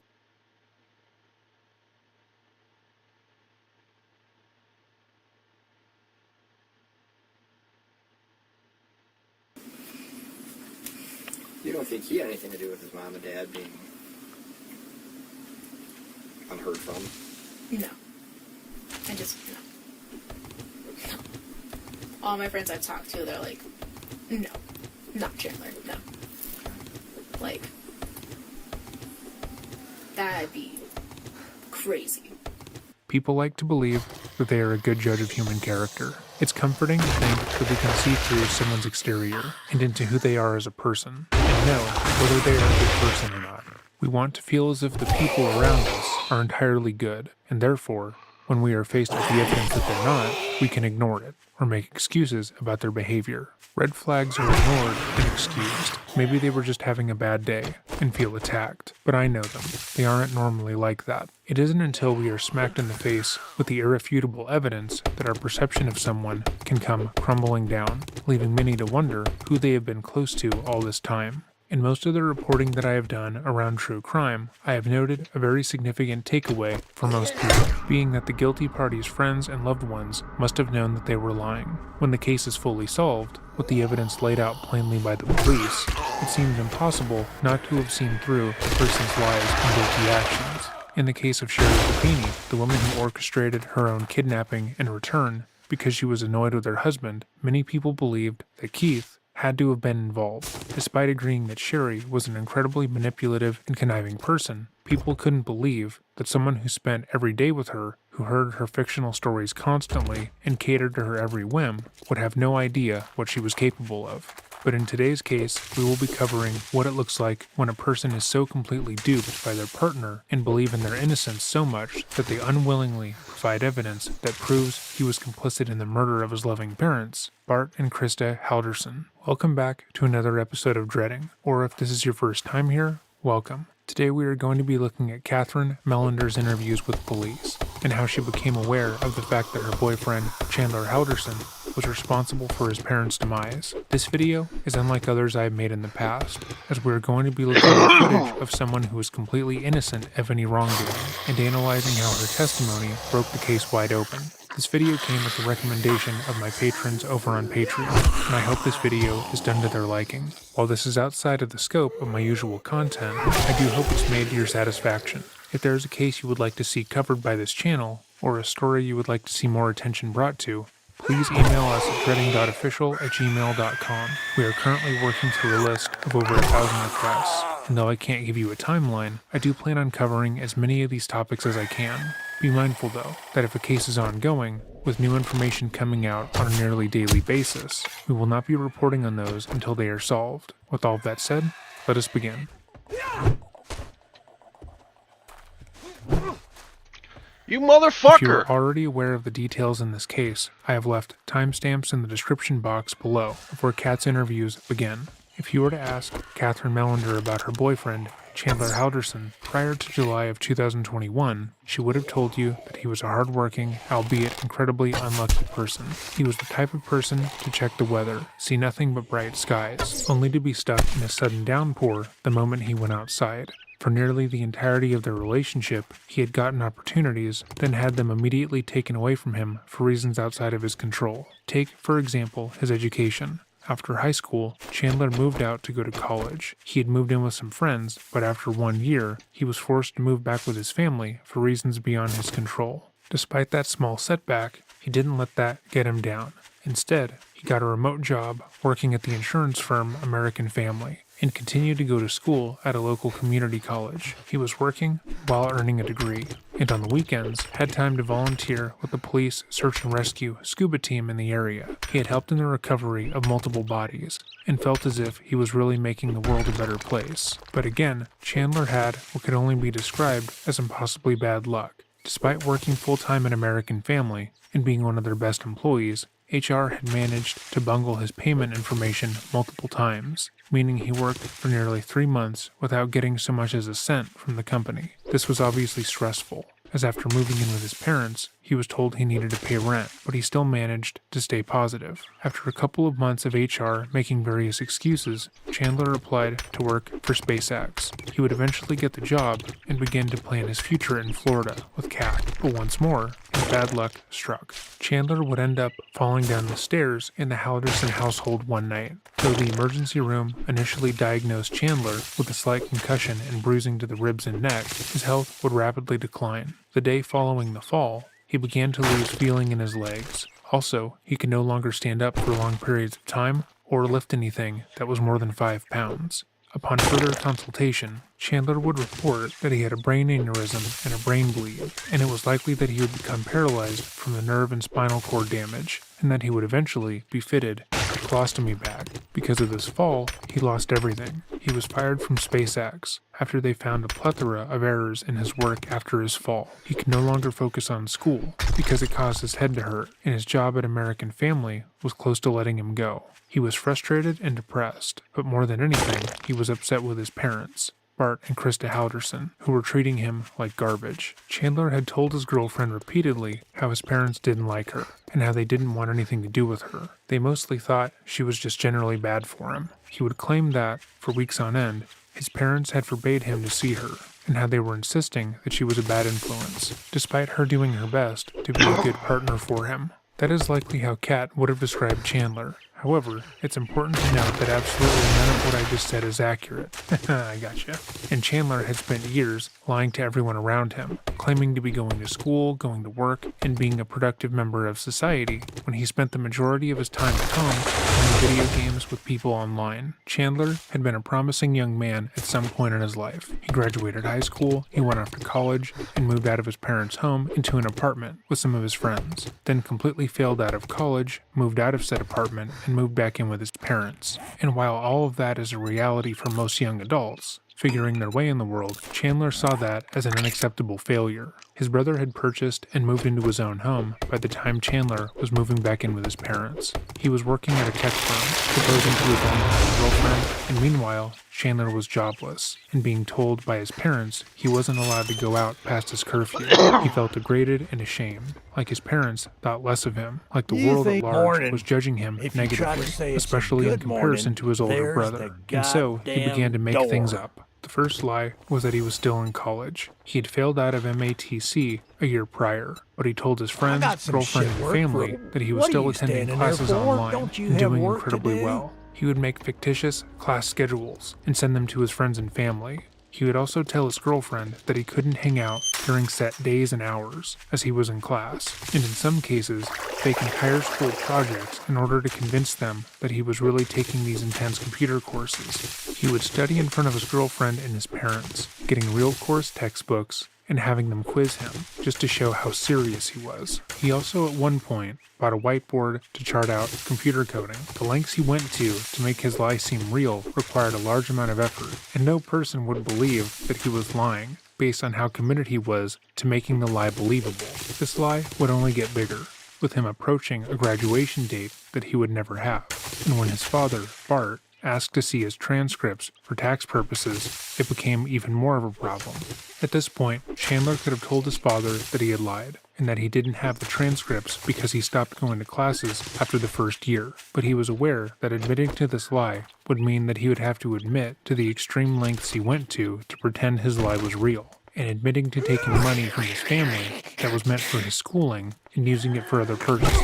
The shame he associated with being honest felt like an obstacle he wouldn't be able to overcome, so instead, he deepened his lies. To explain why he had no transcripts to give his father, Chandler made an email account for his college supervisor named Daniel Spythe. From this account, Chandler, as Spythe, sent emails to his personal email account, asking how he could help, and letting him know that they are rebuilding their entire system, and that's why he is having technical issues. Chandler would then respond to Spythe, talking about the issues he was having getting a hold of his transcripts, how this treatment was unacceptable and unprofessional, and wanting to meet this person to discuss this and gain access to them. When Bart would then ask Chandler about the transcripts and why he was unable to provide them, Chandler would show him the emails to himself back and forth, validating that it was some sort of system error with the college and he was fine. He believed that his father would take these at face value and let the issue go, but instead, Bart only became more involved, determined to help his son and figure out what was going on. He would begin to email Spythe and set up a meeting via Zoom. That way, he could go over the issue at hand. However, Spythe would always cancel the day of the meeting, stating that a family member had contracted coronavirus, and he wouldn't be able to talk for at least another 2 weeks. This didn't make a lot of sense to Bart, and he rightfully called out the fake counselor for dodging the meeting. He called him unprofessional and lazy, and stated that he would be going into the college admissions office himself to take care of the issue. In order to stop his dad from continuing to press the issue, and get himself more time, he bought a burner phone and gave the number to Bart, claiming that it was Spythe's office line. They were able to talk on the phone, with Chandler answering all of his father's questions, and stating they wouldn't be able to meet in person due to COVID. At the end of the call, Bart sent an email to his wife, stating that Spythe sounded a lot like Chandler. Chandler realized he was losing control of the situation fast, and his father had grown tired of talking to Spythe, so he created another character who worked at the college admissions office, this one named Alyssa Brandt, or Brandt, with a T, as Chandler would misspell her name in the emails he sent. Chandler began emailing his father as Alyssa and Spythe, telling him that they want to work everything out with him, but because of the pandemic, a lot of things were in disarray, that they realize how aggravating this is, and that they want to help him. And Chandler, as himself this time, would respond, scolding the administration, telling them that they were deeply unprofessional, and that he demanded something be done. After a while, sensing once again that Bart was close to going down to the college admissions office himself, Chandler made a third email account, this time for a man named Aaron Hoover, who served the same purpose as the others. At this point, Chandler felt like his parents were an oppressive force in his life. When he had moved back in after college, they had given him a curfew and told him that despite his age, he wouldn't be allowed to do whatever he wanted under the roof. They would ask him to do chores, clean up after himself, and if he was going out, he had to tell them where he was going. Bart and Krista also encouraged him to get a real job and not spend so much time alone in his room, playing video games. He felt like a child, and that led him to his next lie, that he was a volunteer rescue diver working at the Madison Area Police Department. This lie would allow him to leave home without question, as he could claim that there was a diving job he was needed on at all hours. He allegedly showed proof of this job to his parents and Kat. However, according to Chandler's lies, this was a volunteer position, and with his father telling him he needed to pay rent to continue living there, he made up a new lie, this time being that he worked for an insurance company called American Family. Oddly enough, this would mirror what his brother was doing in his own career, working IT for a company that was paying him well enough that he could buy a house and start a family. Chandler went on to brag about this position, talking about how much they're paying him, how his position is salaried, how he could work from home, and more. Chandler was dedicated to this lie and made actual effort to make it appear as if he was actually going to work every day. Every morning, he'd wake up at 6 a.m. and proceed to start his fake job. He would hop on virtual meetings, discussing today's work with his managers, and setting out about doing what was required of him. He also informed his girlfriend that he was working, so during certain times of the day, they couldn't hang out and he would remain unavailable to her. Chandler went the extra mile to make this lie more believable to his friends and family. So every day at 6 a.m., Chandler would talk to people about programming and technical problems. But these weren't his employers. They were friends he made while gaming. Friends who were comfortable pretending to be his coworkers while his parents were in earshot. He would then spend the entire day gaming in his room with them, while his family thought he was actively working. But fake jobs don't pay. And Bart was telling Chandler that he needed to get a job to pay rent, which he still could not do. So he began to lie as to why he had no money, despite having a well-paying job. They messed up my payroll, he said. They put me in as working hourly when I am a salaried position, so HR needs to fix it before I can get my check. That worked for a couple of weeks, before it became I messed up the direct deposit form and put the wrong bank account information, so it has to bounce back. Then they have to redeposit it. After a month or so of that lie, Chandler then stated that he had finally sorted it out, but the deposit was so big at that point, the bank thought it was fraudulent and blocked the deposit. Chandler once again realized that he could prove to his father that what he was saying was correct, simply by falsifying some emails. He created an email under the name Tom Selznick, who was supposedly working HR for the company, and in those emails documented a back and forth about the issues with the payments, basically describing everything that Chandler had told his father previously. Bart, being an accountant, knew that what Chandler was saying wasn't making sense, and he pushed on it. However, despite his misgivings, he didn't want to believe that his son was waking up at 6 a.m. every day, pretending to be in meetings, faking work-related tasks he needed to do, as well as making fake emails just to pretend that what he was saying was true, and lying to his face about it. He didn't think anyone, much less his son, would be that dedicated to a lie. Chandler's pretend money issues led him to creating the next lie. He began to tell people in his life that he had applied and been accepted to work at SpaceX. He claimed he applied on a whim, not thinking he would be accepted.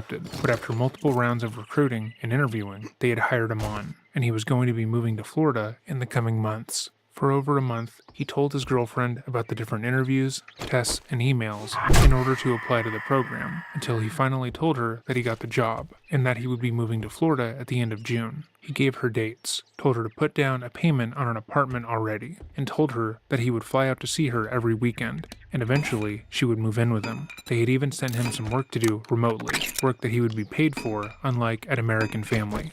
This lie would come with a self-imposed time limit, as Chandler had told Kat and his family that he would be moving to Florida in the coming months to go to work for SpaceX, despite the fact that he couldn't afford to go to Florida and had no job prospects. There was no way that he could make this lie seem real, and at this point, admitting that he was lying after the sheer amount of time and effort he went through would likely result in his girlfriend breaking up with him and his parents saying he had to move out. So instead, he came up with a new, more foolproof solution. He would fake a traumatic brain injury and pretend to be undergoing a rapid decline in health. This started with him faking a large fall in the family home. One night, when home alone with his father, Chandler would fall down the stairs in the home and state that he had violently hit his head while falling. When taken to the emergency room, he stated that he was confused and that his head was in an excruciating amount of pain. However, his body didn't match his statements. The doctor diagnosed him with a mild concussion and some light bruising around his back and ribs. Wasn't significant enough to warrant an emergency room visit, with the doctor recommending taking ibuprofen for the pain, but Chandler insisted that he, at the very least, be given a neck brace, despite having no neck injuries. After coming home from the emergency room, Chandler began to go into rapid decline. He claimed he was sensitive to light and had his mother close all the blinds in the room he was in, as even a sliver of sunlight would cause massive migraines. According to the emails Bart would send to friends, it seemed that Krista would go from room to room ahead of Chandler, shutting all the blinds and making sure the room was perfect for her son. He stated that he couldn't walk upstairs anymore and had his mother set up a makeshift bedroom for him in the family room, pushing couches together to make a large bed. He claimed that he was losing feeling in some of his limbs, and on multiple occasions, usually when talking to his father about school or work, he would go limp and pretend to completely black out.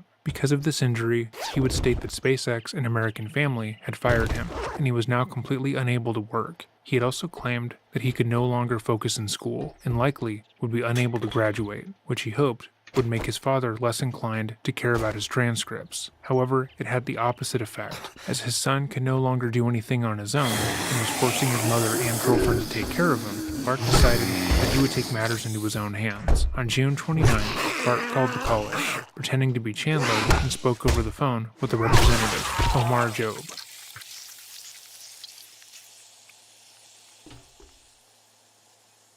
The call completely shattered the illusion that Chandler had spent over a year creating. His father now knew that he hadn't gone to any classes, and he wasn't working in coding, and everything he had done regarding school had been a lie. To say Bart was upset would be putting it mildly. He hadn't asked his son for that much. Had Chandler stated he wanted to take a gap year, his parents likely wouldn't have minded, but the sheer lengths he had gone to just to lie seemed ridiculous. He texted his son, letting him know that he had spoken with a representative of the college and had set up a campus meeting for them on July 1st at 3 p.m. But by that time, he would be dead. On July 1st at 2:10 p.m., Bart texted his son that he was ready to drive him to school for the meeting. But shortly after coming home, Chandler would shoot his father multiple times in the back. It's unknown how many times Bart was shot, or how quickly he died. We only know that he was shot and died sometime after 3 p.m.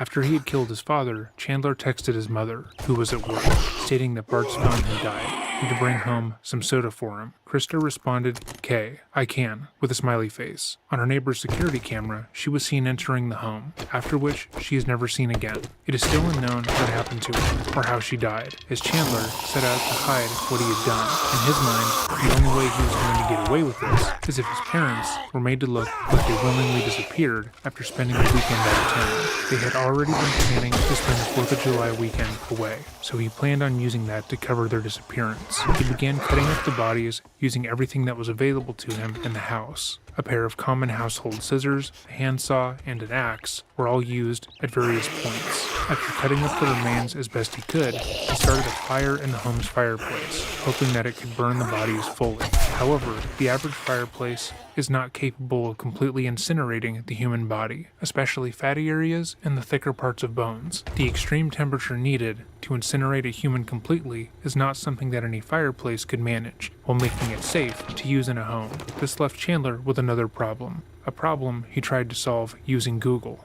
Chandler looked up how to make fires stronger, and found that by introducing more oxygen into the fire, it would burn faster. This was a method used in crematoriums, and machines specifically engineered to do just this. But Chandler thought he could replicate it easily in the home. He got a box fan from somewhere in the house and pointed it towards the fireplace that was burning the heads of his mother and father, and the fire quickly outgrew the fireplace, breaking open one of the glass panels and causing the paint over the panels to bubble up and burst. The slight explosion resulted in Chandler's big toe being cut by the hot glass. at which point he decided that burning his parents wasn't working. The explosion was also caught on the security footage from a neighbor who happened to have their cameras facing the house that night. After bandaging his toe, stopping the fire, and cleaning up the glass, Chandler started coming up with a new plan.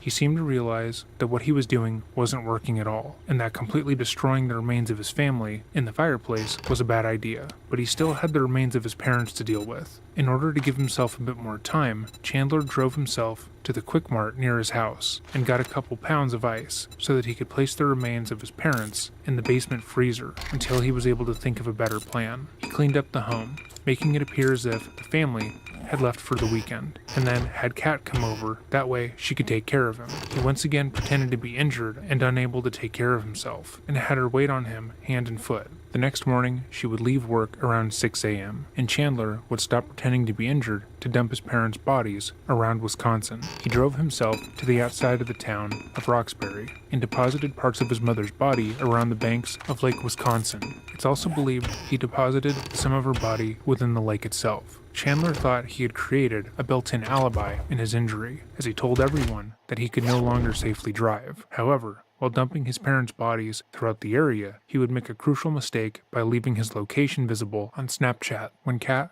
looked at her Snapchat map while at work, she noticed that Chandler was no longer at his home and was in Roxbury. She screenshotted his location and texted him, asking him how he'd managed to leave the house without assistance. Chandler told her that he had gone out to get CBD for his injury and had only lied because he didn't want her to think that he was a stoner. Days later, Chandler would dump the rest of his parents' body parts at Kat's mother's girlfriend's property. He had shown up to the property completely unannounced and asked to use the pool for physical therapy for his mobility issues. They agreed, finding the whole scenario a bit weird, but thought Chandler was a nice kid going through a hard time. Instead of going to the pool, however, Chandler disappeared in the cluster of trees on the property, unloading something from the back of his car for nearly an hour and a half. Most of his father's dismembered body parts would later be discovered there. Chandler had spent a good amount of time that weekend with Kat and her family, and believed he had set up a good alibi for himself. However, 7 days after killing both of his parents, the police would find portions of Bart's body on Kat's mother's girlfriend's property, and they would be brought in for questioning.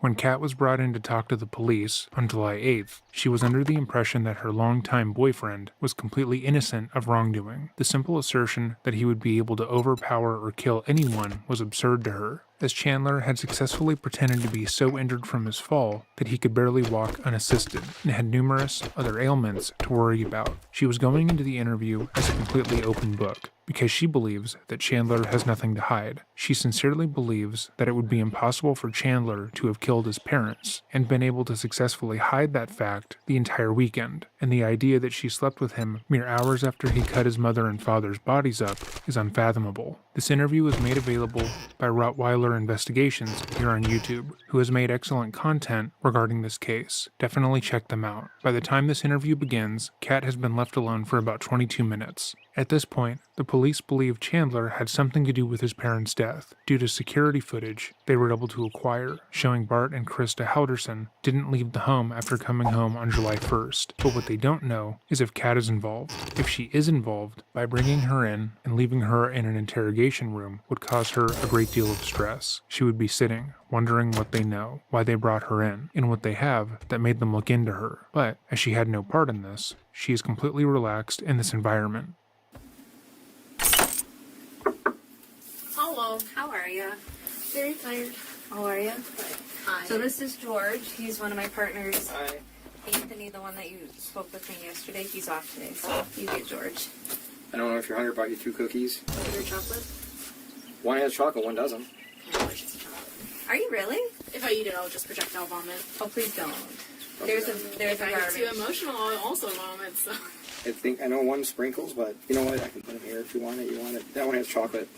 This one? This one. Oh. I was like... Each whatever you want on that one. Oh, and then here's your phone. Because yesterday was just so fabulous with all of your timestamps on Instagram or Snapchat, so just in case. Keep on the phone long. There you go. How was work? I was there for 30 minutes and then they were like, you can go. Oh, how come? I'm a very emotional person.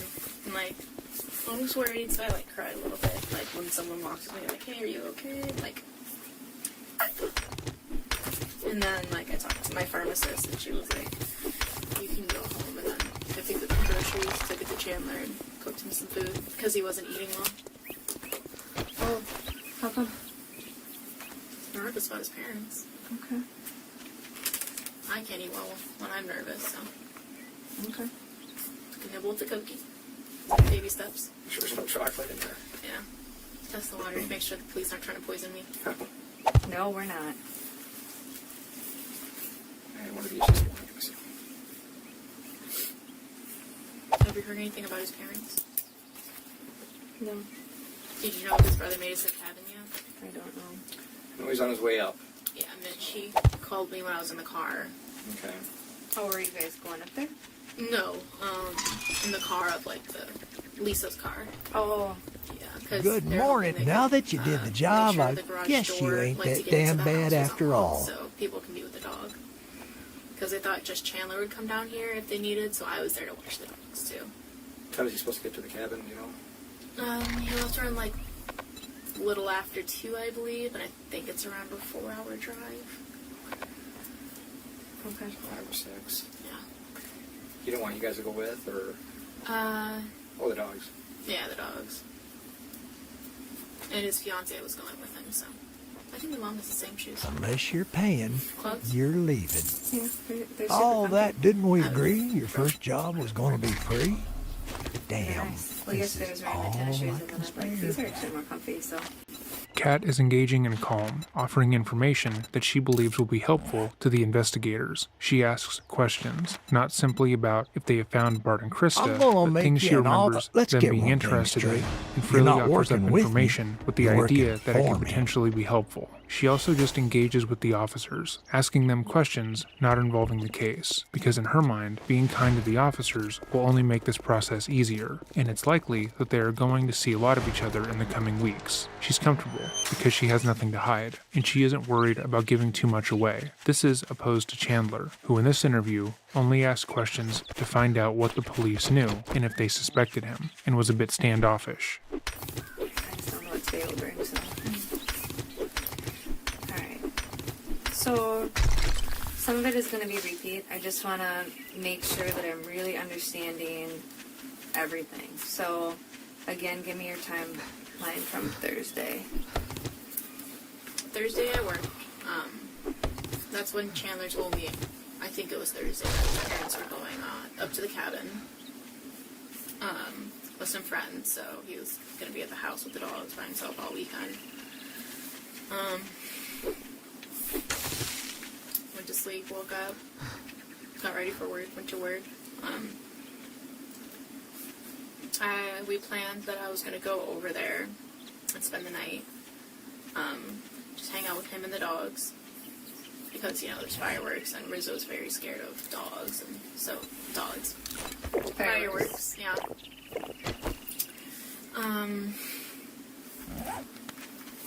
But before that, I had to stop at 2 different Targets to do some grocery pickups. And this was Friday? Yeah. I stopped at Hilldale, my apartment. Then I went to... Remember what time you stopped at Hilldale? Got off at 5, so maybe about a 20-minute drive from there, so maybe like 5:20, 5:30, yeah. depending on traffic and stuff. Yeah. Mm-hmm. Not anyways. Swirly.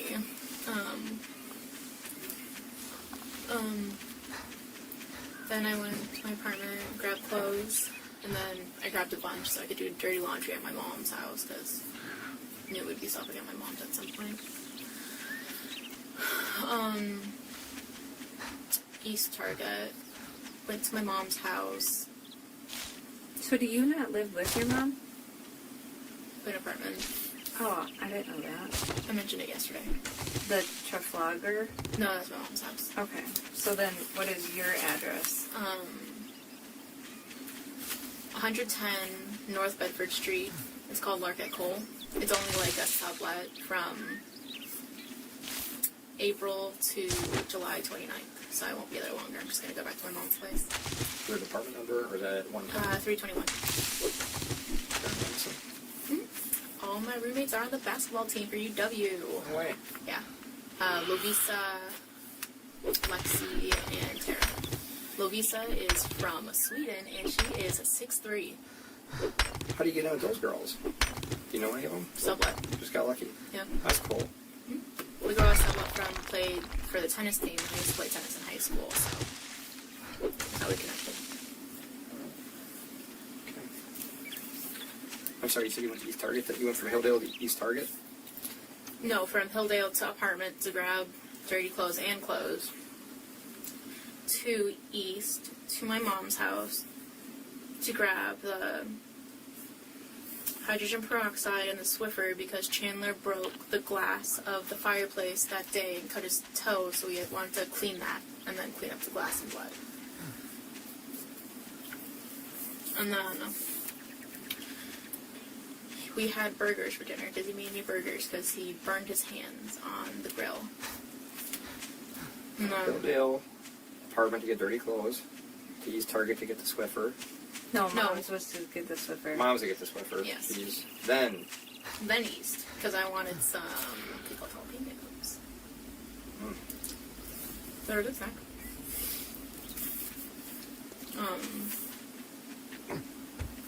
So then to Chandler's. And then I was there, and then I left in the morning because he wanted to do chores, and then I know around what time I was home. Took a picture. Do you know what the chores were? Like, what does that mean?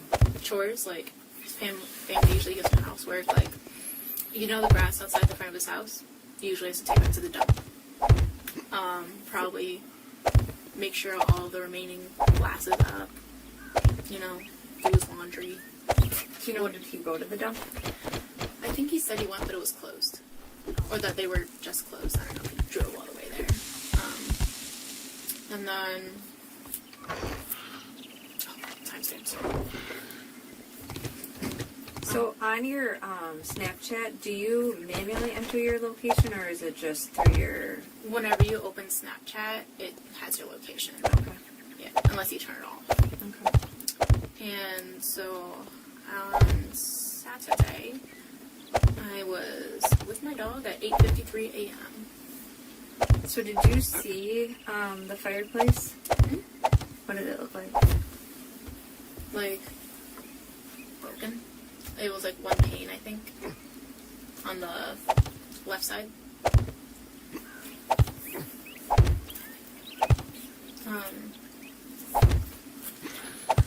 And did you see, like, the blood in the glass, or was that all picked up? It was pretty much all picked up, except like a little bit of glass was still there. Honestly, I didn't see like a lot of blood, but probably because it was only a cut on his big toe. Okay. And the blood was by the fireplace, I assume? The blood was by the fireplace? I think so. I didn't like see it, you know? Oh, you didn't see the blood? No. Oh, okay.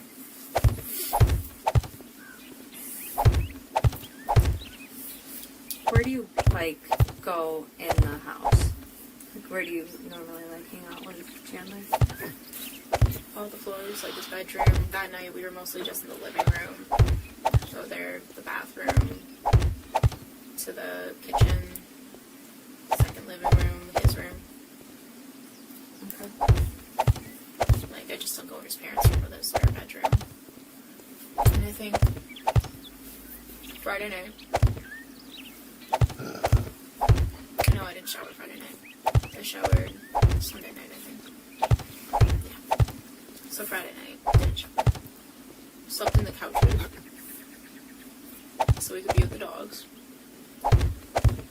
Woke up, went to my mom's house to be with my dogs, and because they would do the chores. Came over around like lunch-ish time, like noon, I believe. 11 noon time.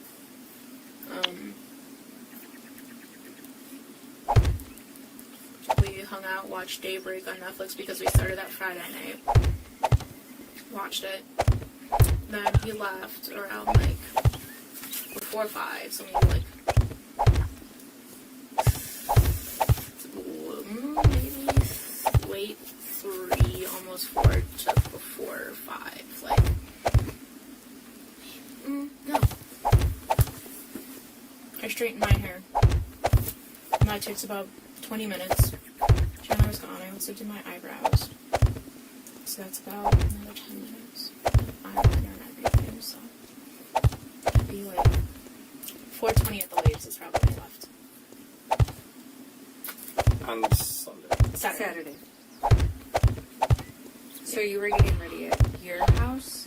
Because we went out with Rose, remember? Rose and my brother. Well, we as in me and my brother went with Rose. Chandler was at his house. So did you guys meet up at your house or mom's house? My mom's house. Okay. When I say our house, I mean my mom's house. Okay. I just wanted to make sure. Yeah. And then Rose got there around 5, and then we went. It's not really like relevant to the story, but like we got Sencha downtown, walked up to the restaurant on the square that was closed. So we walked down to Ian's, went from Ian's to the fireworks show. I have the picture of my ticket. I'm trying to remember the name of it.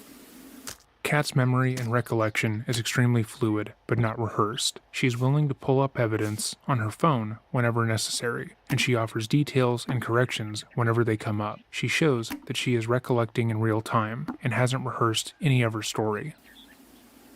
Oh, is that the one at The Isthmus? Pretty Stevens? Isthmus. The Foods Lights at the Isthmus. Big ticket. How was it? It was like a 20-minute show. They said it was supposed to start at 8:30. We sat there till like 9:30, 9:45 before it went off. I heard it was lame. Yeah. Sat there, like, I feel like my butt's still bruised because we got there around like 7:35. Sat there for like 2 hours on bleachers. Not fun. Then went home. Woke up. Rose and I went to Starbucks and Panera to pick up bagels and coffee. Is this Sunday now? Yes. Okay. So when you say you went home, you went to... Mom's. Your mom's? Yes. Okay.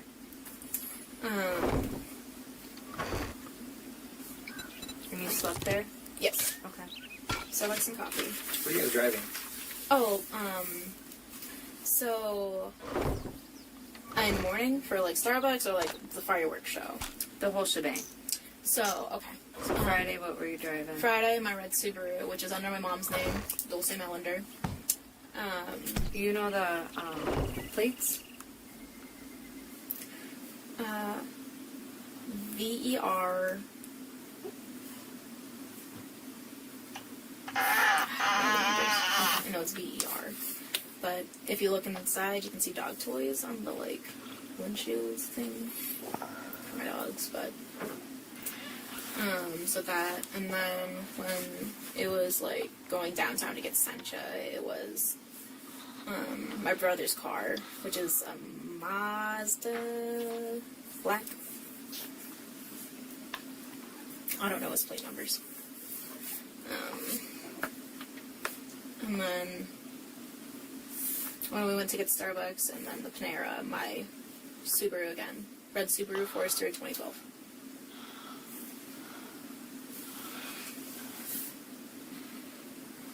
Sorry. You're good. Stomach acid. That was Sunday, right? That you went to get... Starbucks and Panera. And then... What time do you think that was at? Morning? I think I might have a screenshot of my receipt. I went to a Starbucks once, and then they said they never got my order, and I didn't have, like, the receipt, so I just take screenshots of my receipts now. Because Catherine is confident in herself, her recollection, and her boyfriend, she is confident that all the evidence that she has on her phone will exonerate them all. If there is suspicion on her or Chandler, which at this point she likely doesn't think there is, she knows what she has done, and she has plenty of evidence to back up her recollection. This practice of screenshotting her receipts would prove incredibly beneficial to confirming her story, but also key to showing what Chandler had done. Did you go over to Chandler's on Wednesday? No, we hung out. I know, but after you and I had our epic No, I went to my friend Danny's. I told you how I went to hang out with Danny. His girlfriend, Abigail, works at David's Bridal, so I met them there. And then we went and got dinner at Guadalajara, which is close to downtown. And then we went back to their condo and I stayed on their futon because they didn't think it was a good idea for me to go to my apartment and just lay there alone. And then I went to work today for only 30 minutes. Why only 30? I was crying. Okay. I'm an emotional person. Can I ask what you're crying about? My boyfriend's parents are missing. Like, I think it's more concerning if I wasn't concerned. I'm a very emotional person. Like, I cry enough for both of us, is like what I like to say. Sure. Like, it's like I hang out with the family often, you know. There's parents. They're important. Like, I hang out with them. We play Mario Kart. His mom makes the Toad sound every time she selects Toad. No, Yoshi. The Yoshi sound. That's exactly how she does it. At least every time, but like I don't know. I just don't understand how you couldn't, like, be worried or emotional. I know. I mean, that's why we're here. We're worried. Yeah. You're worried. Like, How's Chandler been? Like I said, he's not really... He expresses it in a different way.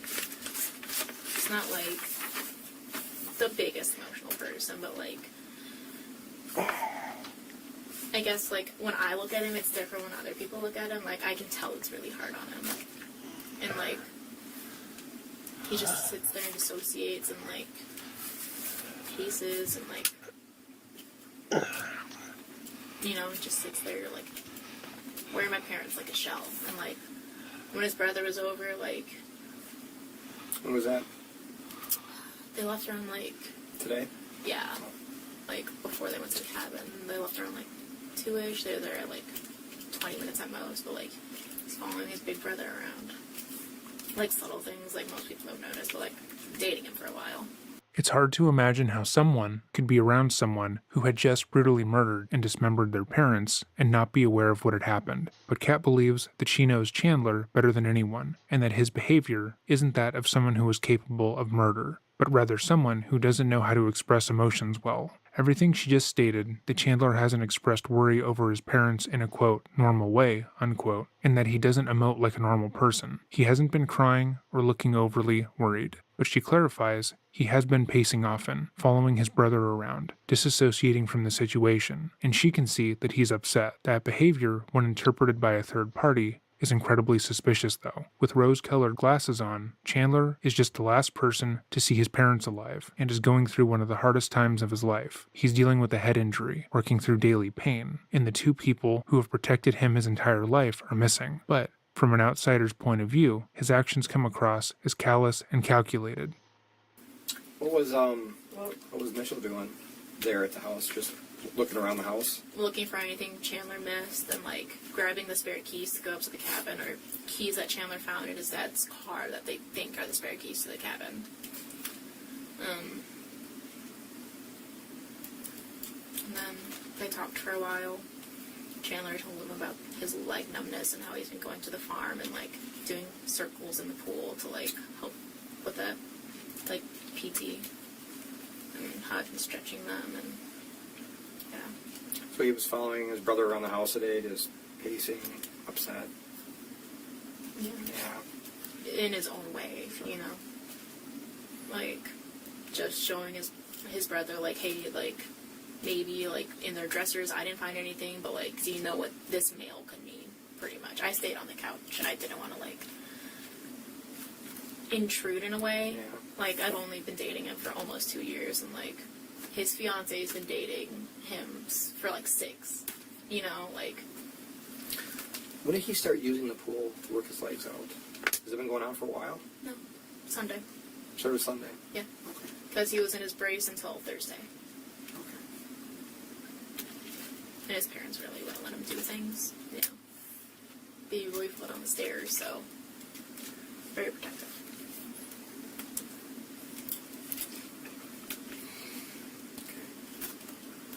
Sorry, I think you were gonna have something. No, I think you did already, so. Hydrate or dihydrate. That's what I hear. So his brother is there today. He leaves. To go to the cabin. Yeah, what's... what does Chandler want to do? Does he want to stay in Madison? Does he want to go up to the cabin and help his brother? What's he thinking? I asked him that when I was on the couch. I was like, why don't we go up to the cabin? Because, like, his fiance and him were going. He's like, well, I can't drive. I'm like, well, I could have drove. He's like, yeah, you could have. He's like, but I don't know if they need me in Madison for questions, which clearly you guys did. And, like, and I also need to be with the dogs. And he's like, and you need to be with the dogs because, you know. Chandler likely didn't go to the cabin because, as he mentioned himself, cell service is spotty there, and he was repeatedly Googling the following items. Body found, Wisconsin. Woman's body found in Wisconsin. Wisconsin, dismembered body found. Dead body found in Wisconsin. Body found in Milwaukee River, 2021. Bart and Krista. They have a harder time with Caitlin because she's not around them as much. So that was his reasoning. And then before Mitch came, I cooked him pork chops and like Brussels sprouts. Okay. And then after that, before Mitch came, we showered. And then Mitch came, and then he left. And then I think he went to his neighbors to see if they had like any like a Ring camera and if there's like footage that might have caught the car, and they said they already handed it over to the police when he came back, and I was in the backyard playing frisbee with the dogs. And then we went inside and watched New Girl. And then he saw the police outside. He said, hey, I'm going to go talk to them to ask if I can still get my mail in the mail, because I guess there was like a ticket saying no mail or something like that. I don't know if it's like a police thing, but I don't know anything about that. No, we don't have that. That's weird. Okay. How was he when he came back from the neighbor's house after checking for the ring? he was like, I don't know, I guess a little relieved that they had a camera and they already handed it over to the police. Like, he's really concerned about his parents. He was not relieved. Again, Kat wants to believe the best in her partner, and believes that he is genuinely worried about what happened to his parents. From the Ring doorbell footage of him talking with the neighbors, he was incredibly anxious that they had already given their footage to the police without seeing him first. This was the footage that conclusively disproved his story about his parents leaving the morning of July 2nd, and showed that after they came home July 1st, they were killed. He was so nervous that the neighbor would go on to state that he felt like the boy was involved by his reaction alone. Like, you know, every son's like, oh, my parents annoy me, but like, there's parents. Like, they do dinners all the time together. Like, every holiday, they're doing a dinner. Father's Day, Mother's Day, they're all together. Like, Easter, they don't really even celebrate Easter that much, but his parents make sure they have Easter baskets for everyone. Like... So he has a good relationship with mom and dad. Like, he's introverted and, like, doesn't want to hang out with his parents. He'd rather video game on his computer. Sure. When we play board games, he's, like, more reserved, you know? Like, not, like, shouting out jokes, but, like, he, you know, has one-liners in there. Sure. As they call them. Like... He fishes in his backyard with his dad. That's why one of the reasons why they bought the house, so they could fish in the backyard. Okay. It's a good relationship. Nothing, no problems that you know of between the three of them. I mean, he owed them money, but he paid them back. I told you that already. And that's why I was let over during the weekend. But other than that, that's like the only time I've really seen a big problem with them, I guess. So what did Chandler? So Chandler said you said he called you Thursday to let you know, like, hey, my parents are going to the cabin. I'm gonna be home alone with the dogs. I think he snapped me that, and then like we FaceTimed later. Okay. He snapped you that? You know, like Snapchat. Yep. No, I get it. I just don't. I'm not a snapper. I don't know. What time did he snap you that? What time did he snap you that? Do you remember? Ish? Guesstimate? After 5. No. I was off work last week. No, 5 I closed. I was room temp shipping. Okay. All right. Yeah. So before you said that the dogs are more comfortable with you than Mitch's fiance, Caitlin, just because you're around more? Yeah, I'm there almost all the time. Like, okay. I hang out with him and his parents, like I told you how, like, I wasn't over for, like, 2 weeks pretty much, but, like, I was still there having root beer floats with them that one time. Like, I cooked them Mexican traditional food before, because my mom's an immigrant. Like, I'm just there often. If I'm not there, he's hanging out with me, and, like, maybe we won't hang out, like, 2-3 days a week. It's very variant. It depends on, like, if we're doing stuff with our families or if we have other plans, but like I said, I played Mario Kart with his mom and dad. Hang out with them sometimes, just have dinner with them.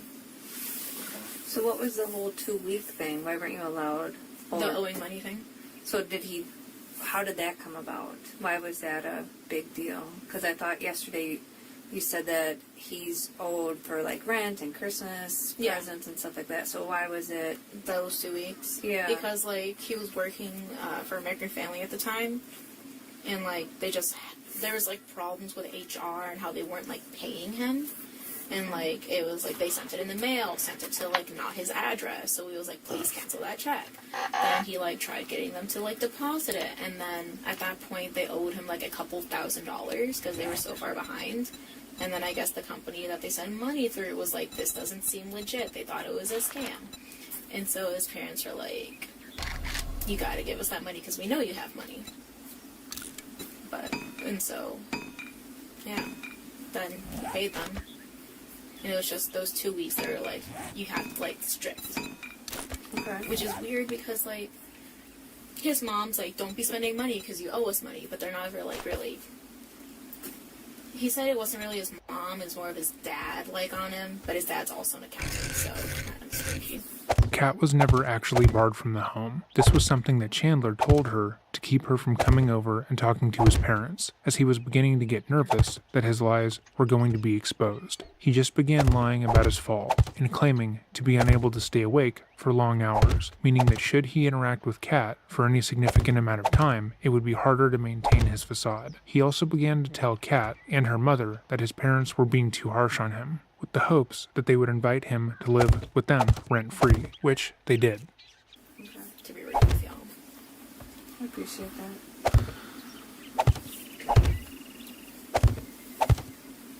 So for the 2 weeks, was that when he hurt his back, when he fell?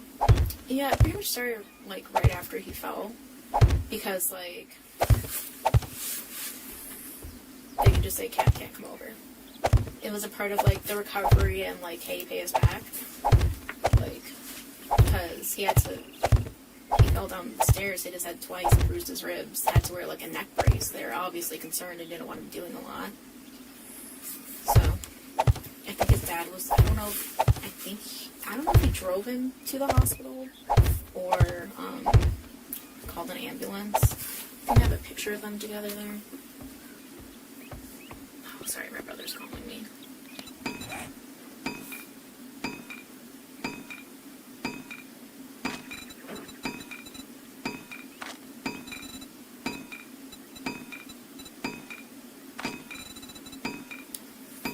He was asking what's happening because I told them I had to go downtown for questions. And he's a cop in St. Louis, so he's like, I'm gonna kill my sister.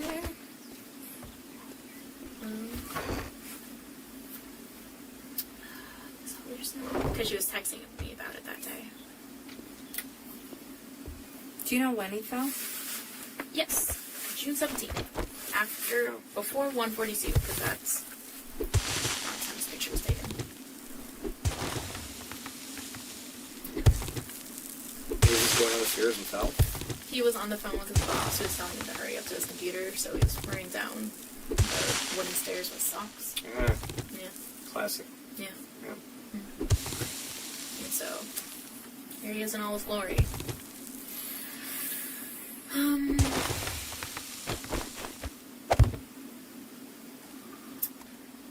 Yeah, and then, like, the day before that, I was having problems because I had, like, a tailbone cyst. And so Wednesday, I was over at the house, and he was taking care of me. And then he fell Thursday, and I went to urgent care again Friday to get it drained.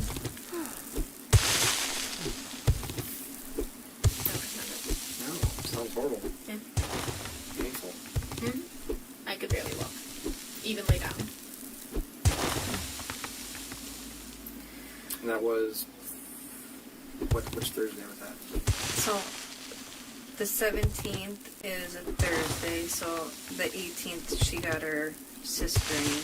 Yes. I have a calendar. And then the 16th is the Wednesday. I went to urgent care, and he was taking care of me.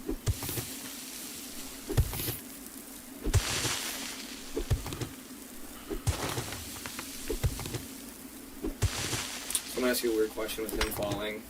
Probably was going to the computer, but any kind of violence in the house?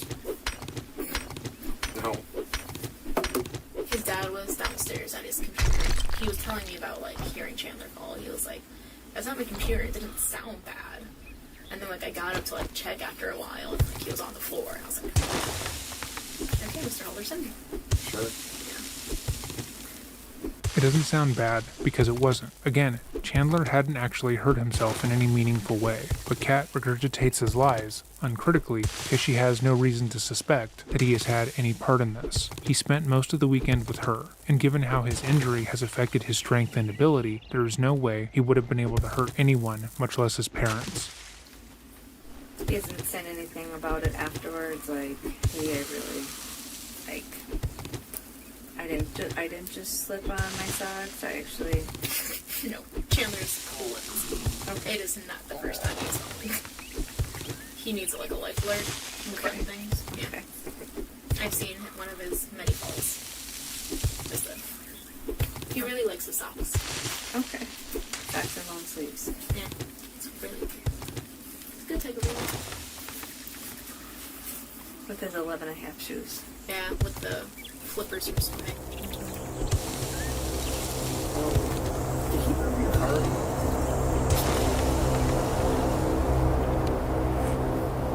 Not that I recall. He just drove his dad's car, which is also a Subaru. I think it's a Crosstrek.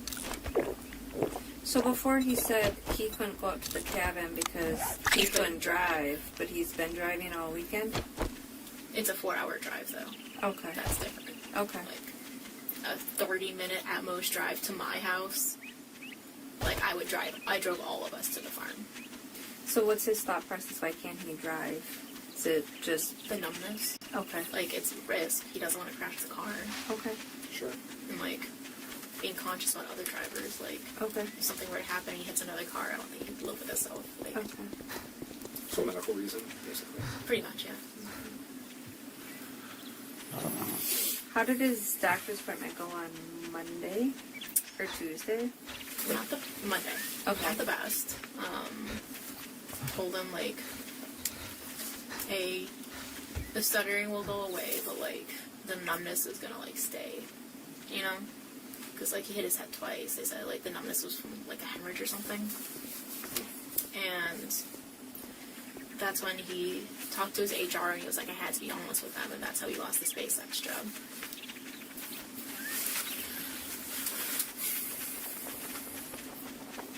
May I go pee? Yeah. She'll leave my phone. You can do whatever you need to. You know where the bathroom is, right? Done? Right, like, right there. So, let's go back to pre-fall. Pre-fall. Pre-fall. So, how was Chandler's demeanor before the fall versus now? I mean, upbeat, you know, excited to be working for SpaceX. Like, super. Like, Mitch he found out he had diabetes. Like, he went to the emergency room, like, the Friday before Chandler fell and I got my tailbone. And, like, his blood sugar was, like, dangerously high, you know? And then, like, they released him from the hospital.